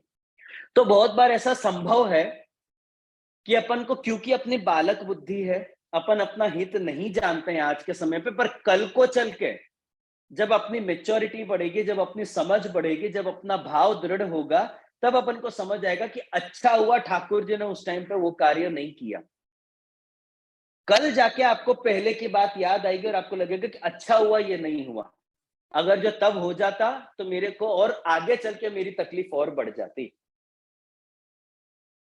तो आप चाहे जितनी भी प्रार्थना करो, ठाकुर जी आपको उतना ही देंगे, और ठाकुर जी उसी समय पे देंगे जब ठाकुर जी ने विचार करके रखा है। ठाकुर जी, इसलिए ना एक कहावत है कि वक्त से पहले और नसीब से ज्यादा किसी को कुछ भी नहीं मिलता है। सही समय आने से पहले अगर आपको कोई वस्तु दे देंगे ना, तो आप उसकी कीमत नहीं करोगे। जो वस्तु आपके नसीब में नहीं है, आपके भाग्य में नहीं है, वो वस्तु अगर आपको दे भी देंगे ना ठाकुर जी कृपा करके, आपको उसकी कीमत नहीं होगी। तो जब आप अमुक वस्तुओं को कीमत करने लायक बन जाओगे ना, तब आपको वो वस्तु दी जानी चाहिए।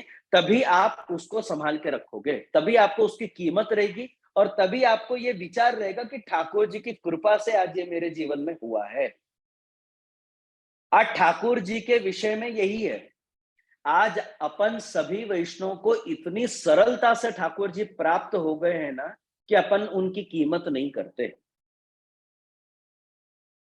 आज अपन ने पुष्टि मार्ग को, सेवा को, ठाकुर जी को समय के अनुसार सरल तो बनाया है, लेकिन उस सरलता का एक ड्रॉबैक क्या है कि आज अपन ठाकुर जी को बहुत हल्के में लेने लग गए, ठाकुर जी की सेवा को बहुत हल्के में लेने लग गए। आज जो कीमत, जो भाव 84-252 वैष्णवों के मन में था ठाकुर जी को लेके, वो भाव अपने अंदर क्यों नहीं है? क्योंकि उनको ठाकुर जी की कीमत थी, आज अपन को ठाकुर जी की कीमत नहीं है। आज तो वैष्णव का, कितने सारे वैष्णव का एटीट्यूड कैसा है, कोई बालक अगर ठाकुर जी को पुष्टाने से मना कर देना, वो हर बालक के पास जाएंगे, कोई ना कोई तो पुष्ट करा के देगा ना, कोई ना कोई तो आगे पीछे पुष्ट करा ही देगा। कोई आज्ञा आपको लेनी होगी ना, आप हर बालक के पास जाके पूछोगे, भाई कोई ना कोई तो दे ही देगा। 10 बालक, 20 बालक, 25 बालक, 30 बालक मना करेंगे, 300 बालक में कोई एक बालक तो ऐसा होगा कि जो हाँ बोल देगा, और अपन अपना पूरा बर्डन ऑफ रिस्पॉन्सिबिलिटी अपन उस बालक के माथे डाल देंगे, जे फलाना जे आओ कोई तुमने। बाकी आपकी खुद की इच्छा है वो करने की। आपने खुद ने ठाकुर जी को सरल बना दिए, आपने खुद, और इतना सरल बना दिया, इतना सस्ता बना दिया कि ठाकुर जी की कीमत आज अपने जीवन में से कम हो गई है। आज आप एक लिस्ट बनाओ, एक लिस्ट बनाओ और उसमें चेक करो कि आपके जीवन में सबसे ज्यादा महत्व कौन कौन से विषय आपके लिए सबसे ज्यादा महत्व के हैं, या कौन कौन से विषय आपके लिए सबसे ज्यादा महत्व धराते हैं। उसमें आप ईमानदारी से वो लिस्ट बनाना और चेक करना ठाकुर जी का नंबर कहां आता है। आज के समय पे मैं आप लोगों को एक चैलेंज देता हूं। आज के समय पे ठाकुर जी आपको, अगर ठाकुर जी आपको आपके पास बुलाना चाहें, चाहे आपकी उम्र छोटी हो, चाहे आपकी उम्र बड़ी हो, आपकी ताकत है एज इट इज परिस्थिति में ठाकुर जी के पास जाने की, सब कुछ छोड़ छाड़ के। बच्चों के लिए अभी तक बहुत कुछ सेटअप नहीं किया है, बड़ों की शायद कोई जिम्मेदारी अपने माथे होगी, बहुत सारे लोग आप पे डिपेंड होंगे, ये सब परिस्थितियां हो सकती हैं, पर क्या आपकी ताकत है कि सबको एज इट इज छोड़ के ठाकुर जी के पास चले जाने की? नहीं है, नहीं है अपनी ताकत, अपनी प्रायोरिटी है।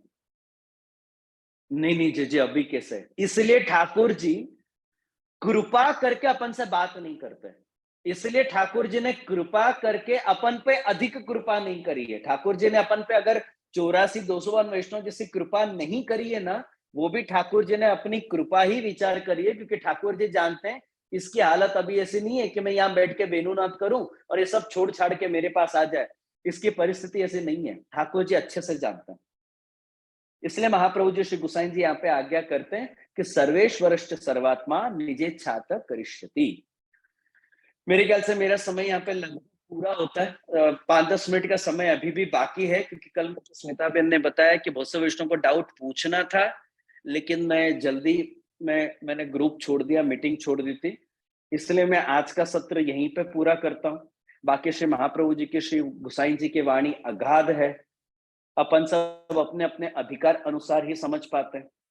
समय के संकोच के कारण अपना विषय पूरा नहीं हुआ। नवरत्न का तो अभी अपन ने जस्ट आरंभ किया ही है, 2 ही श्लोक अपन ने पूरे किए हैं, लेकिन जितना भी अपना विषय पूरा हुआ है वो श्री महाप्रभु जी की, श्री गुसाई जी की कृपा से हुआ है। मैं एक बार फिर से श्रीनाथ जी वचनामृत से जुड़े सभी वैष्णवों को और खास करके स्मिता बेन को इन सत्संग सत्रों के लिए विशेष रूप से बधाई और आशीर्वाद देता हूँ। साथ ही साथ श्रवण करने वाले जितने भी वैष्णव हैं, वो चाहे लाइव श्रवण करते हो या बाद में यूट्यूब के माध्यम से आप जो भी वैष्णव आप लोग श्रवण कर रहे हो, आप सबको भी मैं खूब खूब बधाई, खूब खूब आशीर्वाद और आप सबका खूब खूब अभिनंदन करता हूं कि आज ऐसे बिजी लाइफस्टाइल में, बिजी दिनचर्या में से भी आप लोगों ने समय निकाला। नहीं नहीं, आप लोगों ने ऐसे बिजी दिनचर्या में पुष्टि मार्ग के लिए समय निकाला और आप लोगों ने श्रवण किया, इसलिए आप सब धन्य हो। बाकी विशेष कुछ और ना कहते हुए सिर्फ इतना कहूंगा कि इसी प्रकार से श्री महाप्रभु जी के माध्यम से अपन मिलते रहें, उनकी वाणी एक दूसरे को सुनते और सुनाते रहें, इसी शुभेच्छा से जो कुछ भी मैंने बोला उसे श्री महाप्रभु जी के युगल चरणारविंद में समर्पित करते हुए अपने वक्तव्य से विराम लेता हूँ। जय जय श्री अपना चरणों कोटि कोटि दंड प्रणाम। जय जय आप श्री અમારા માટે આ બધા વૈષ્ણવો માટે આટલું અમને પોષણ આપી રહ્યા એનું તો અમે શું કહીએ, આપ અમને કહી રહ્યા છો, પણ અમે વૈષ્ણવ તરફથી આપને કહું છું કે આપ બધા પરિવારના આપ અમને આટલું પોષણ આપી રહ્યા છો ને કોઈ વલ્લભ એવું નથી કે ના, એ અમારા બધા વૈષ્ણવ ઉપર એટલી કૃપા છે જેથી આપ અમને આટલું પોષણ આપી રહ્યા છે. જે ખૂબ ખૂબ ધન્યવાદ અને દંડવત પ્રણામ બધા વૈષ્ણવ તરફથી. બે ત્રણ જે વૈષ્ણવને જે શ્રીનું ક્વેશ્ચન હોય પહેલો હાથ ઊંચો કરજો અને પછી હું વૈષ્ણવને ખોલીશ એક એક પછી. તો આ વખતે બધાને જે ક્વેશ્ચનો જે શ્રી આપને રેડી છે આપવા, તો બધા જ વહેલું કરજો. કાલે બધા લેટ પડી ગયેલા એ વૈષ્ણવ પહેલા આવી જજો પ્લીઝ. ઓકે, દંડવત પ્રણામ જે શ્રી. હું એક પછી એક આ ખોલું. બેન આવેલા, કવિતાબેન ઓપન કરો અને પછી શિલ્પાબેન આવશે. દંડવત પ્રણામ આપના યુગલ ચરણોમાં. આપણે અમારી વૈષ્ણવની સરાહના કરી, પણ ખરેખર તો અમારે વલ્લભ આપની સરાહના કરવી જોઈએ કે આપના હૃદયમાં શ્રી મહાપ્રભુજી બિરાજી અમને कितનું प्रेम आसक्ति और व्यसन तक पहुंचाने का ये प्रवचन मिलते हैं वचनामृत. तो खूब खूब આપના આશીર્વાદ અમારા પર રહે છે અને રહેવાના જ છે. જે મને એક પ્રશ્ન હતો કે આપણે 10 પ્રાણ બતાવેલા ગઈકાલે કે પરમ દિવસે, મને ખબર નથી. તો પ્રાણ તો એક જ હોય છે, તો 10 કેવી રીતે આપણામાં હોય? પ્રાણના 10 સ્થાનો છે તમારા શરીરની અંદર. એ તો ખાલી ઓવરઓલ કહેવા માટે આપણે કહીએ છીએ કે ભાઈ આના પ્રાણ છૂટી ગયા છે, આ ફલાણા વ્યક્તિના પ્રાણ છૂટી ગયા છે. બાકી તમે જુઓ ને તો 10 અલગ અલગ જગ્યાએ તમારા શરીરની અંદર પ્રાણની સ્થિતિ છે જે અલગ અલગ કાર્ય કરી રહ્યા છે. અચ્છા, અપાન જે તમારા પ્રાણ, માન, અપાન, ઉદાન, વ્યાન, નાગ, કુર્મ, કૃકલ, દેવદત્ત અને ધનંજય, આ 10 પ્રાણ અલગ અલગ કાર્ય તમારા શરીરની અંદર કરી રહ્યા છે. જો એ લોકો એ કાર્ય નહીં કરે ને તો તમારા પ્રાણ છૂટી જશે. અને તમારા પ્રાણ ક્યારે છૂટી જાય છે ઓટોમેટિકલી, જેને આપણે બહુ સરળ ભાષામાં કહે ને, ભાઈ આને તો હાર્ટ એટેક આવી ગયો. ભાઈ હાર્ટ એટેક કેમ આવી ગયું? કારણ કે કોઈ એક પ્રાણ એનું પોતાનું કાર્ય કદાચ નહીં કર્યું હોય, એમાં કઈ ત્રુટિ આવી ગઈ હશે ને તો હાર્ટ એટેક આવી જાય છે આપણને. અમુક વાર આપણે રિવાઇવ કરી શકીએ છીએ હાર્ટ એટેક થી પણ કોઈ વ્યક્તિને, અને અમુક વાર આપણે નથી કરી શકતા. જ્યારે એકાદ તમારા પ્રાણમાં કોઈ ક્ષતિ આવી હોય ને તો કદાચ એને પાછા લાવવાની શક્યતા છે. જો એક સાથ 3-4 પ્રાણ જો તમારા કાર્ય નહીં કરતા હોય ને તો પછી બહુ અઘરું છે કોઈને પાછા લાવવું. તો એના 10 અલગ અલગ ફંક્શન્સ છે તમારા શરીરની અંદર. સમજાઈ ગયું, બરોબર. કારણ કે અમે સાંખ્યમાં વાંચીએ છીએ, પણ મને એ જ વિચાર હતો કે 10 પ્રાણ કેવી રીતે? પ્રાણ તો એક જ છે. સુંદર આપે સમજાયું. હવે જે મનોરથની વિશે એક વાત હું આપને પૂછી લઉં. છાક મનોરથ કરવો હોય અને આપણે રાજભોગ, મારે તો સેન પર્યંતની સેવા શ્રી ઠાકોરજીને આપની કૃપાથી કરી રહીશું, તો મને ક્યારે સામગ્રી ધરાવવી છાકની અને શું વિશેષ કરવું એમાં? જો છાક લીલામાં છે ને તમે બંને સમયની સેવા કરી રહ્યા છો તો તમે શયનમાં પણ કરાવી શકો છો. એટલે અધિકના હિસાબે હું કહું છું, અધિકમાં અમુક મનોરથો શયનમાં પણ થાય છે. બાકી જનરલી છાક લીલા જે છે તે રાજભોગ પર્યંતની લીલા છે. પણ અધિક મહિનાના હિસાબે તમે શયનમાં પણ છાક લીલા કરી શકો છો. અને તમે શયનભોગ સાથે પણ તમે છાક લીલા કરી શકો. એટલે શયનભોગની સજાવટ તમે એવી કરો કે એમાં છાક લીલા પણ થઈ જાય અને તમારો શયનભોગ પણ થઈ જાય.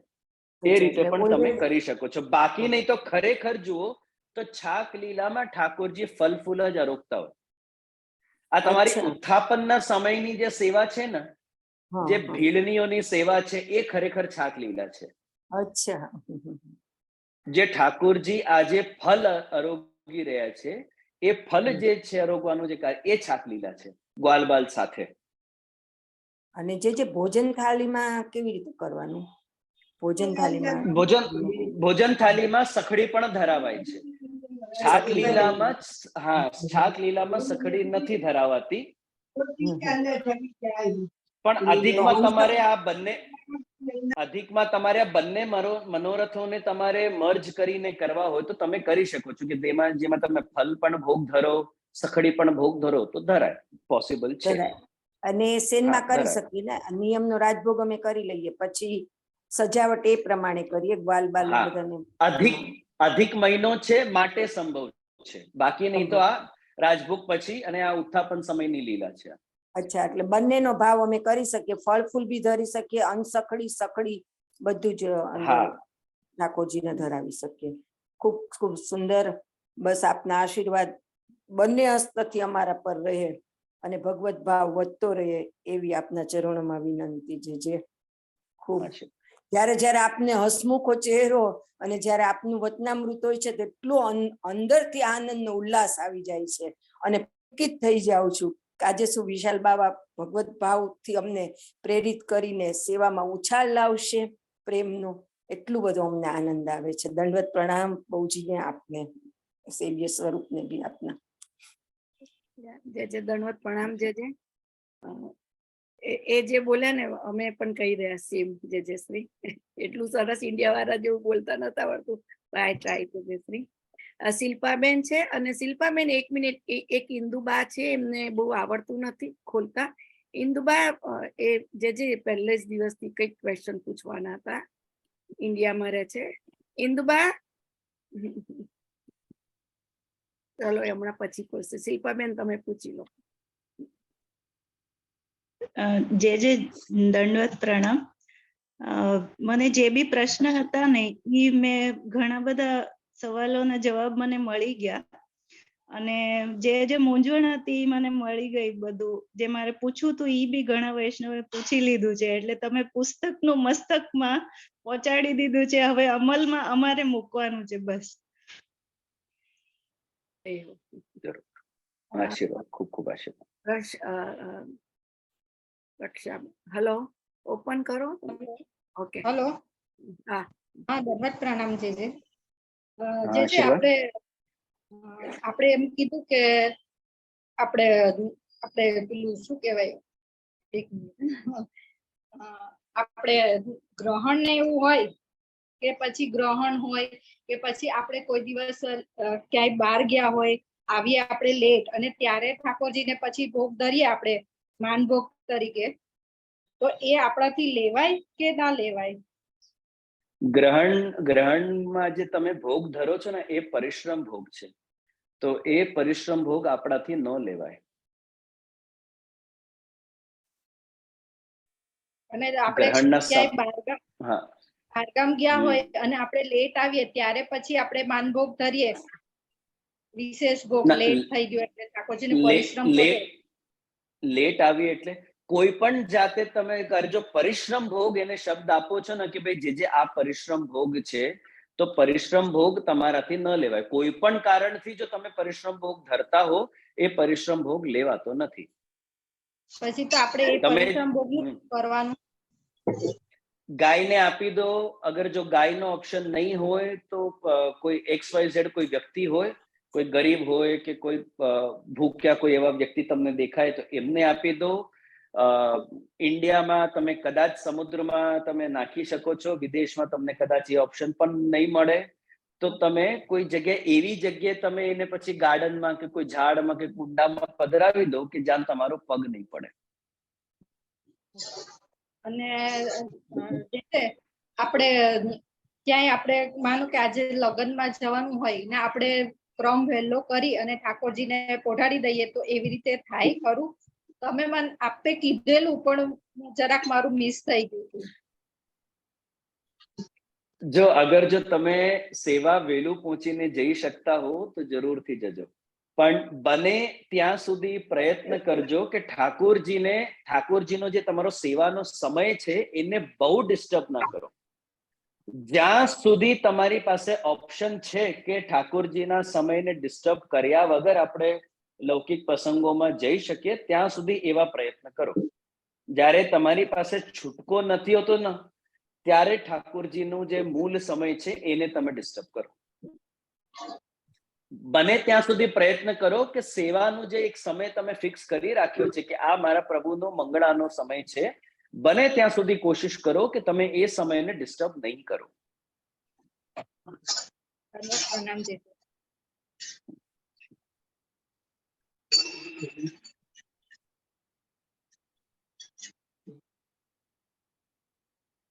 મીતાબેન, હું દંડવત કરું. હા હેમલત શર્મિષ્ઠા બેન દંડવત પ્રણામ તેજસ્વી. આશીર્વાદ. ખૂબ સુંદર સમજાવ્યા આપે. અને મેં આપના વિવેક ધેરાસરાનું જે પરમ દિવસે છેલ્લું હતું ને મેં યુટ્યુબમાં ફરી સાંભળ્યું, એમાં આપે એવું કહ્યું હતું કે જે વૈષ્ણવના ત્યાં ઠાકોરજી છે એ બધા જ વલ્લભપુરને ત્યાં પધારી જશે, કોઈ જ નહીં રહે, અને ખાલી એક ચિત્રજી જ રહેશે વૈષ્ણવના ઘરમાં, અને એ દંડવત કરીને નીકળી શકે એટલી જ સેવા પહોંચશે. તો આ પરિસ્થિતિ જ્યારે કલયુગ જ્યારે એકદમ એન્ડ પર હશે 4 લાખ વર્ષ પછી એ વખતે એ જ પરિસ્થિતિ રહેશે કે ત્યારે બિલકુલ કઈ હશે જ નહીં? હવે જો હું ભવિષ્યને તો જોઈ શકતો નથી, પણ આજના લક્ષણને જોઈને એક અંદાજ આપણે કરી શકીએ છીએ કે આગળ શું થવાનું છે. હવે આ વહેલું થશે કે મોડેથી થશે એ તો પ્રભુ જ જાણે છે, એ તો આપણે જાણતા નથી, પણ એટલી ખબર છે મને કે આ થવાનું છે, આ થવાનો જ છે, આમાં કોઈ ડાઉટ નથી. કારણ કે તમે ખાલી 500 વર્ષનું તમે રેકોર્ડ જોઈ લો કે સેવામાં આમ ઘટાડો આવ્યો છે કે નથી. ભલે વૈષ્ણવો વધી ગયા હશે, વૈષ્ણવોનો વિસ્તાર વધી ગયો છે, પણ વૈષ્ણવોની અંદર જે ઊંડાણ હતી ને એ ઘટી ગઈ છે. તો એ લક્ષણ અમને દેખાઈ રહ્યા છે. હા, તો હવે આગળ જતા આ વસ્તુ થવાની છે. તો ખાલી એક મેં અંદાજથી તમને કીધું છે, હવે ક્યારે થશે એ તો પ્રભુ જ જાણે છે, પણ આ થવાનું છે, 100% થવાનું છે. તો હજી 4 લાખ વર્ષ છે, તો ત્યાં સુધીમાં તો ખબર નહીં શું થશે. એટલે એ વખતે ચિત્રજી પણ કદાચ પણ એની તમે શા માટે ચિંતા કરો છો? આપણે આજની ચિંતા કરીએ ને. ઇનફેક્ટ હું તો કહીશ કે આજની પણ ચિંતા નહીં કરો, જે આગળ થવાનું છે તે થવાનું છે. ચિંતાથી શું થશે? હવે કહો તમે, ચલો ચિંતા પણ કરી લો, અરે જીજે કેવી રીતે કરશું ત્યારે. તમે શા માટે ચિંતા કરો? જો અગર એ થવાનું હશે ને તો તમે એને રોકી શકતા નથી, તમારી પાસે એનો કોઈ વિકલ્પ રહેશે નહીં, તો પછી શા માટે તમે ચિંતા કરો છો? જેટલું આપણાથી ભગવત નામ લેવાય એટલું લઈ લેવું. ક્વેશ્ચન થયો મનમાં, મેં ફરીથી સાંભળ્યું હતું પરમ દિવસનું, તો એવો ક્વેશ્ચન આવ્યો કે આ ક્યાં સુધી રહેશે? આમાં 500 વર્ષમાં જ આવી પરિસ્થિતિ છે, 4 લાખ વર્ષ પછી તો કેવી પરિસ્થિતિ આવશે? જ્યાં સુધી વૈષ્ણવ ભૂતલ પર આવવાના છે, જ્યાં સુધી વારંવાર વૈષ્ણવ ભૂતલ પર આવવાના છે, તો વલ્લભકુલ પણ આવવાના છે. જો વલ્લભકુલ આવવાના હોય તો વૈષ્ણવ પણ આવવાના છે. જ્યારે વલ્લભ ને વૈષ્ણવ બંને જણા હશો ને તો પુષ્ટિ માર્ગ તો રહેવાનો જ છે, ગમે તેવી પરિસ્થિતિ આવી જાય. હા, કેટલા ભાગમાં રહેશે, કેટલા વિસ્તારમાં રહેશે, હવે એ તો પ્રભુ ઈચ્છા ઉપર છે, પણ રહેશે તો ખરું, એમાં તો કોઈ ડાઉટ નથી. ઓકે, દંડવત. ઇન્દુબા નીકળી ગયા, મને લાગે છે, જે શ્રી એમને ક્વેશ્ચન હતો એટલે. ઓકે, હેમલતા બેન. યા જયશ્રી દંડવત પ્રણામ. આશીર્વાદ.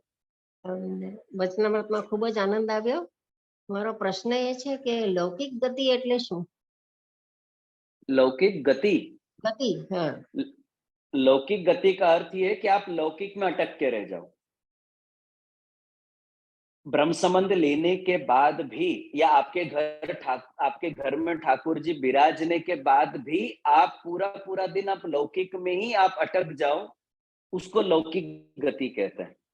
लौकिक गति में ये भी होता है कि आप लौकिक में ही अटक जाओगे तो बार बार आपकी आसक्ति, ये सब लौकिक संबंधी ही होगी, और लौकिक संबंधी आपकी आसक्ति रहेगी तो जन्म मरण का चक्कर चालू ही रहेगा आपका. आप कभी भी ये सब को ऊपर उठ के इन सब से आप गोलोक तक नहीं जा पाओगे. ये लौकिक गति है, जिसको शंकराचार्य जी अपने स्तोत्र में लिखते हैं कि पुनरपि जननम पुनरपि मरणम पुनरपि जननी जठरे शयनम ये संसारे भवदुस्तारे कृपया पारे पाहि मुरारे भज गोविंदम गोविंदम भज मूढ़ मते. शंकराचार्य जी भी क्यों कह रहे हैं कि भाई तुम गोविंद को भजो, नहीं भजोगे तो क्या होगा? तो पुनरपि जननम पुनरपि मरणम, यही चलता रहेगा. ये लौकिक गति है. अच्छा, तो ब्रह्म संबंध लिया तो सेवा करके लौकिक गति नहीं करेंगे, इसका मतलब ये हो गया? ब्रह्म संबंध लेकर अगर आप ठाकुर जी की सेवा करते हो और उसके बावजूद भी अगर आपको चिंता हो, तो महाप्रभु जी कह रहे हैं कि मत चिंता करो, आपकी लौकिक गति नहीं होगी. यहां तक कि आपने ब्रह्म संबंध लेकर सेवा नहीं भी करते हो, तब भी चिंता मत करो, आपकी लौकिक गति नहीं होगी. हो सकता है कि इस जन्म में आपका उद्धार नहीं हो, पर आगे आने वाले जन्म में हो. क्यों? क्योंकि आपने ब्रह्म संबंध तो लिया है, तो आज नहीं तो कल आपकी पुष्टि गति तो होनी ही है।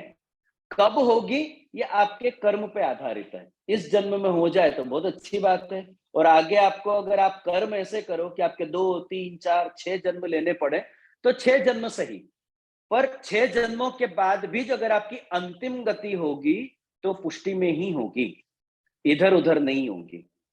आप गोलोक से अगर निकले हो तो आप गोलोक में ही पहुंचोगे, आप इधर उधर नहीं जाओगे। हो सकता है कि डायरेक्ट नहीं जाके भटक के जाओ आपके कर्मों के कारण, पर जब लास्ट ट्रिप आपकी होगी तो वो गोलोक की ही होगी, इधर उधर की नहीं होगी।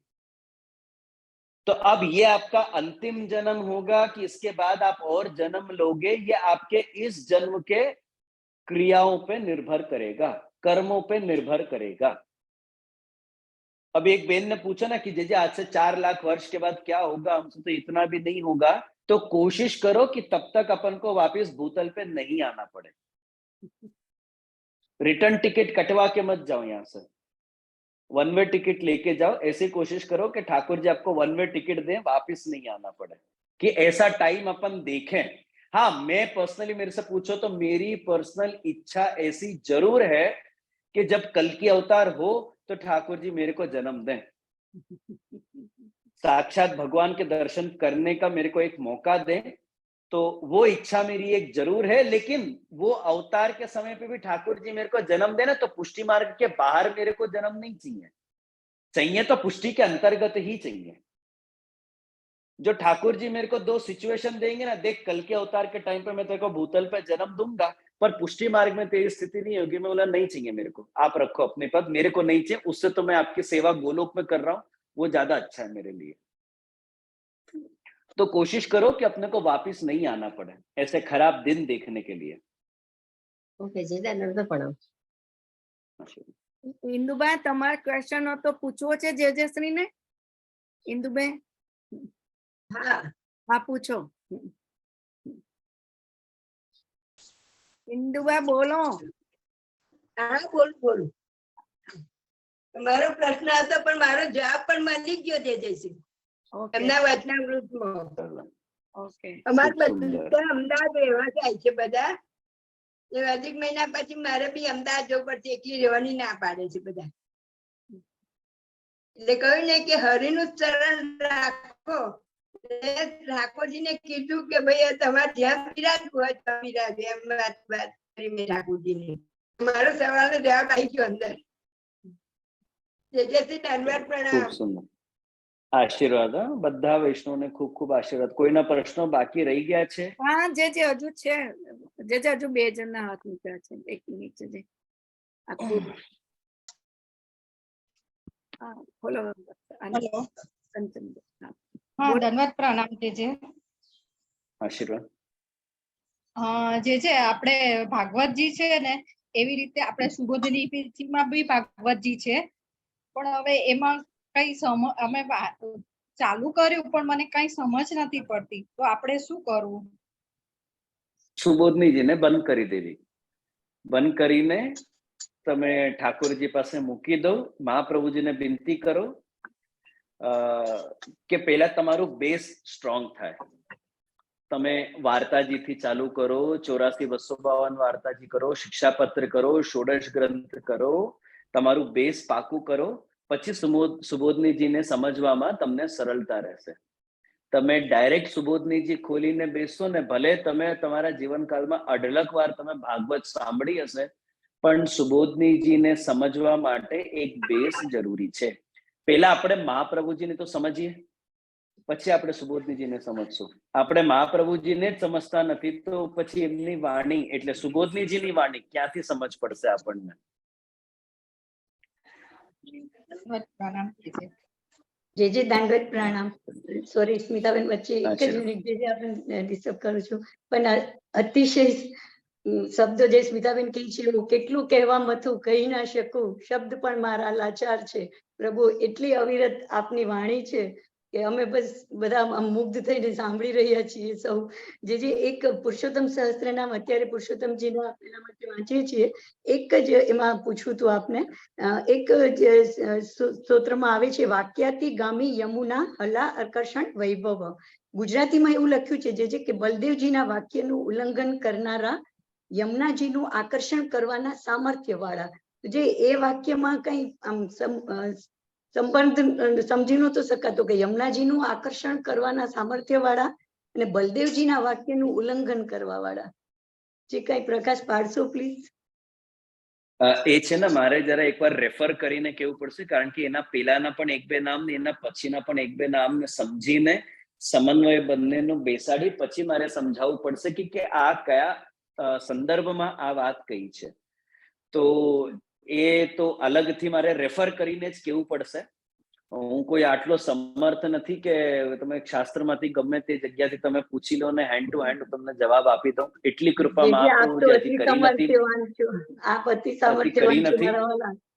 પણ આ ગુજરાતી સાથે પુરુષોત્તમ સહસ્ત્રનામ વાંચીએ છીએ ને તો થોડું ક્યારેક ના સમજાય એવું થતું હતું, એટલે આપને શ્રમ આપ્યો પ્રભુ. પણ કૃપા મારે રેફર કરીને કેવું પડશે, પણ રેફર કરીને હું કહીશ તમને જ્યારે સમય મળશે ત્યારે ચોક્કસ કરીશ તમારા. ખૂબ ખૂબ કૃપા પ્રભુ, કૃપાના જય હો. દંડવત પ્રણામ આપ યુગલ શરણ. કંચનબેન. દંડવત પ્રણામ. ખૂબ અનેક પ્રશ્ન વાળું સમાધાન થઈ ગયું છે, પણ એક પ્રશ્ન છે કે તદીય અને તાદસ્ય એ બે વૈષ્ણવ છે, તો એ બે માં શું ફેર? જો તદીય અને તાદૃશીમાં કઈ બહુ મોટો અંતર નથી. એ લગભગ અર્થ બંનેના એક છે, ખાલી શબ્દ બે જુદા છે અને બંને શબ્દોના અર્થ તમે એક જ સાથે તમે સમજી શકો છો. તદીય તદાશ્રય બધું લગભગ એક જ છે, કઈ બહુ મોટો અંતર નથી. ખૂબ સરસ, ખૂબ સુંદર. વૈષ્ણવ કશું ક્વેશ્ચન છે કોઈને? તો હું આપને બધાને એક મિનિટ.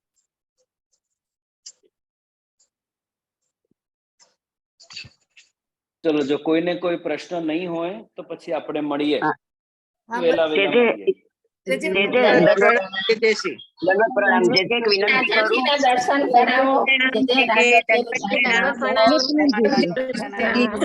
જય જય શ્રી. ખૂબ આનંદ આવ્યો, ખૂબ આનંદ કોઈ છે વૈષ્ણવ? આજી જે દંડવત પ્રણામ આપને. એક વિનંતી કરું છું, જે શ્રી. બોલો બોલો. હાજી જે શ્રી. આપણે વાત થઈ કે આપણે જન્મ વારંવાર ન માગીએ, આપણે આ જન્મ, પણ પુષ્ટિ માર્ગમાં તો જે શ્રી આપણે કહીએ છીએ કે વારંવાર જન્મથી આપણે પુષ્ટિ માર્ગમાં સેવાને કરી શકીએ, કેમ કે ત્યાં તો કઈ છે જ નહીં એવું કે છે. જો તમારે વારંવાર, એટલે એમાં એનું તાત્પર્ય એ છે કે તમારે જો વારંવાર જન્મ આપવું હોય ને તો આપો તો પુષ્ટિ માર્ગમાં જ આપજો. અને જો નહીં આપો તો ત્યારે પણ આપણે ગોલોકમાં સેવા કરતા જ રહીશું. ગોલોકમાં તો સેવા છે જ ઠાકોરજીની નિત્ય લીલામાં તો આપણી સ્થિતિ છે જ. જો અગર નિત્ય લીલાથી બહાર સ્થિતિ આપો તો પુષ્ટિ માર્ગમાં આપો, ઓર જો નહીં આપતા હોય અહીંયા તો નિત્ય લીલામાં આપજો, પણ આપની સેવા જરૂર આપજો. નિત્ય લીલામાં અને ભૂતલમાં જે આપણી સ્થિતિ છે એ બંનેમાં જરા અંતર છે. કેમ પુષ્ટિ માર્ગ માટે આપણે વારંવાર કહીએ છીએ કે ભાઈ તમે પુષ્ટિ માર્ગમાં જ મને વારંવાર જન્મ આપો, કારણ કે પુષ્ટિ માર્ગમાં છે ને તમને નિત્ય લીલા કરતા વધારે સેવાનો લાભ તમને અહીંયા ભૂતલમાં મળે છે. નિત્ય લીલામાં તમને એટલી બધી સેવાનો લાભ મળવાનો નથી. તમારી કોઈ એક સેવા ફિક્સ રહેશે ને એ જ તમારે કરવાની. પણ આજે મોટા ભાગે વૈષ્ણવોની તકલીફ એ જ છે કે જે અમે એકલા જ છીએ સેવામાં, અમારાથી પહોંચાતું નથી. તો તમે જાઓ નિત્ય લીલામાં, પાછા નથી પહોંચાતું તો ત્યાં જાઓ. પણ જેટલું થાય એટલું જે અહીંયા જ સારું ને. તમારી ઈચ્છા ભાઈ, તમારી ઈચ્છા. અમેરિકામાં તો બધું એક જ જણ કરે છે, એક જ જણ, એવરીથિંગ, કોઈ બહારનું ના હોય. એટલે અમે તો ઓ ભાગ્ય કે બધું જ અમે એકલા કરી રહ્યા છે. અમે કઈ કમ્પ્લેન નથી કરતા.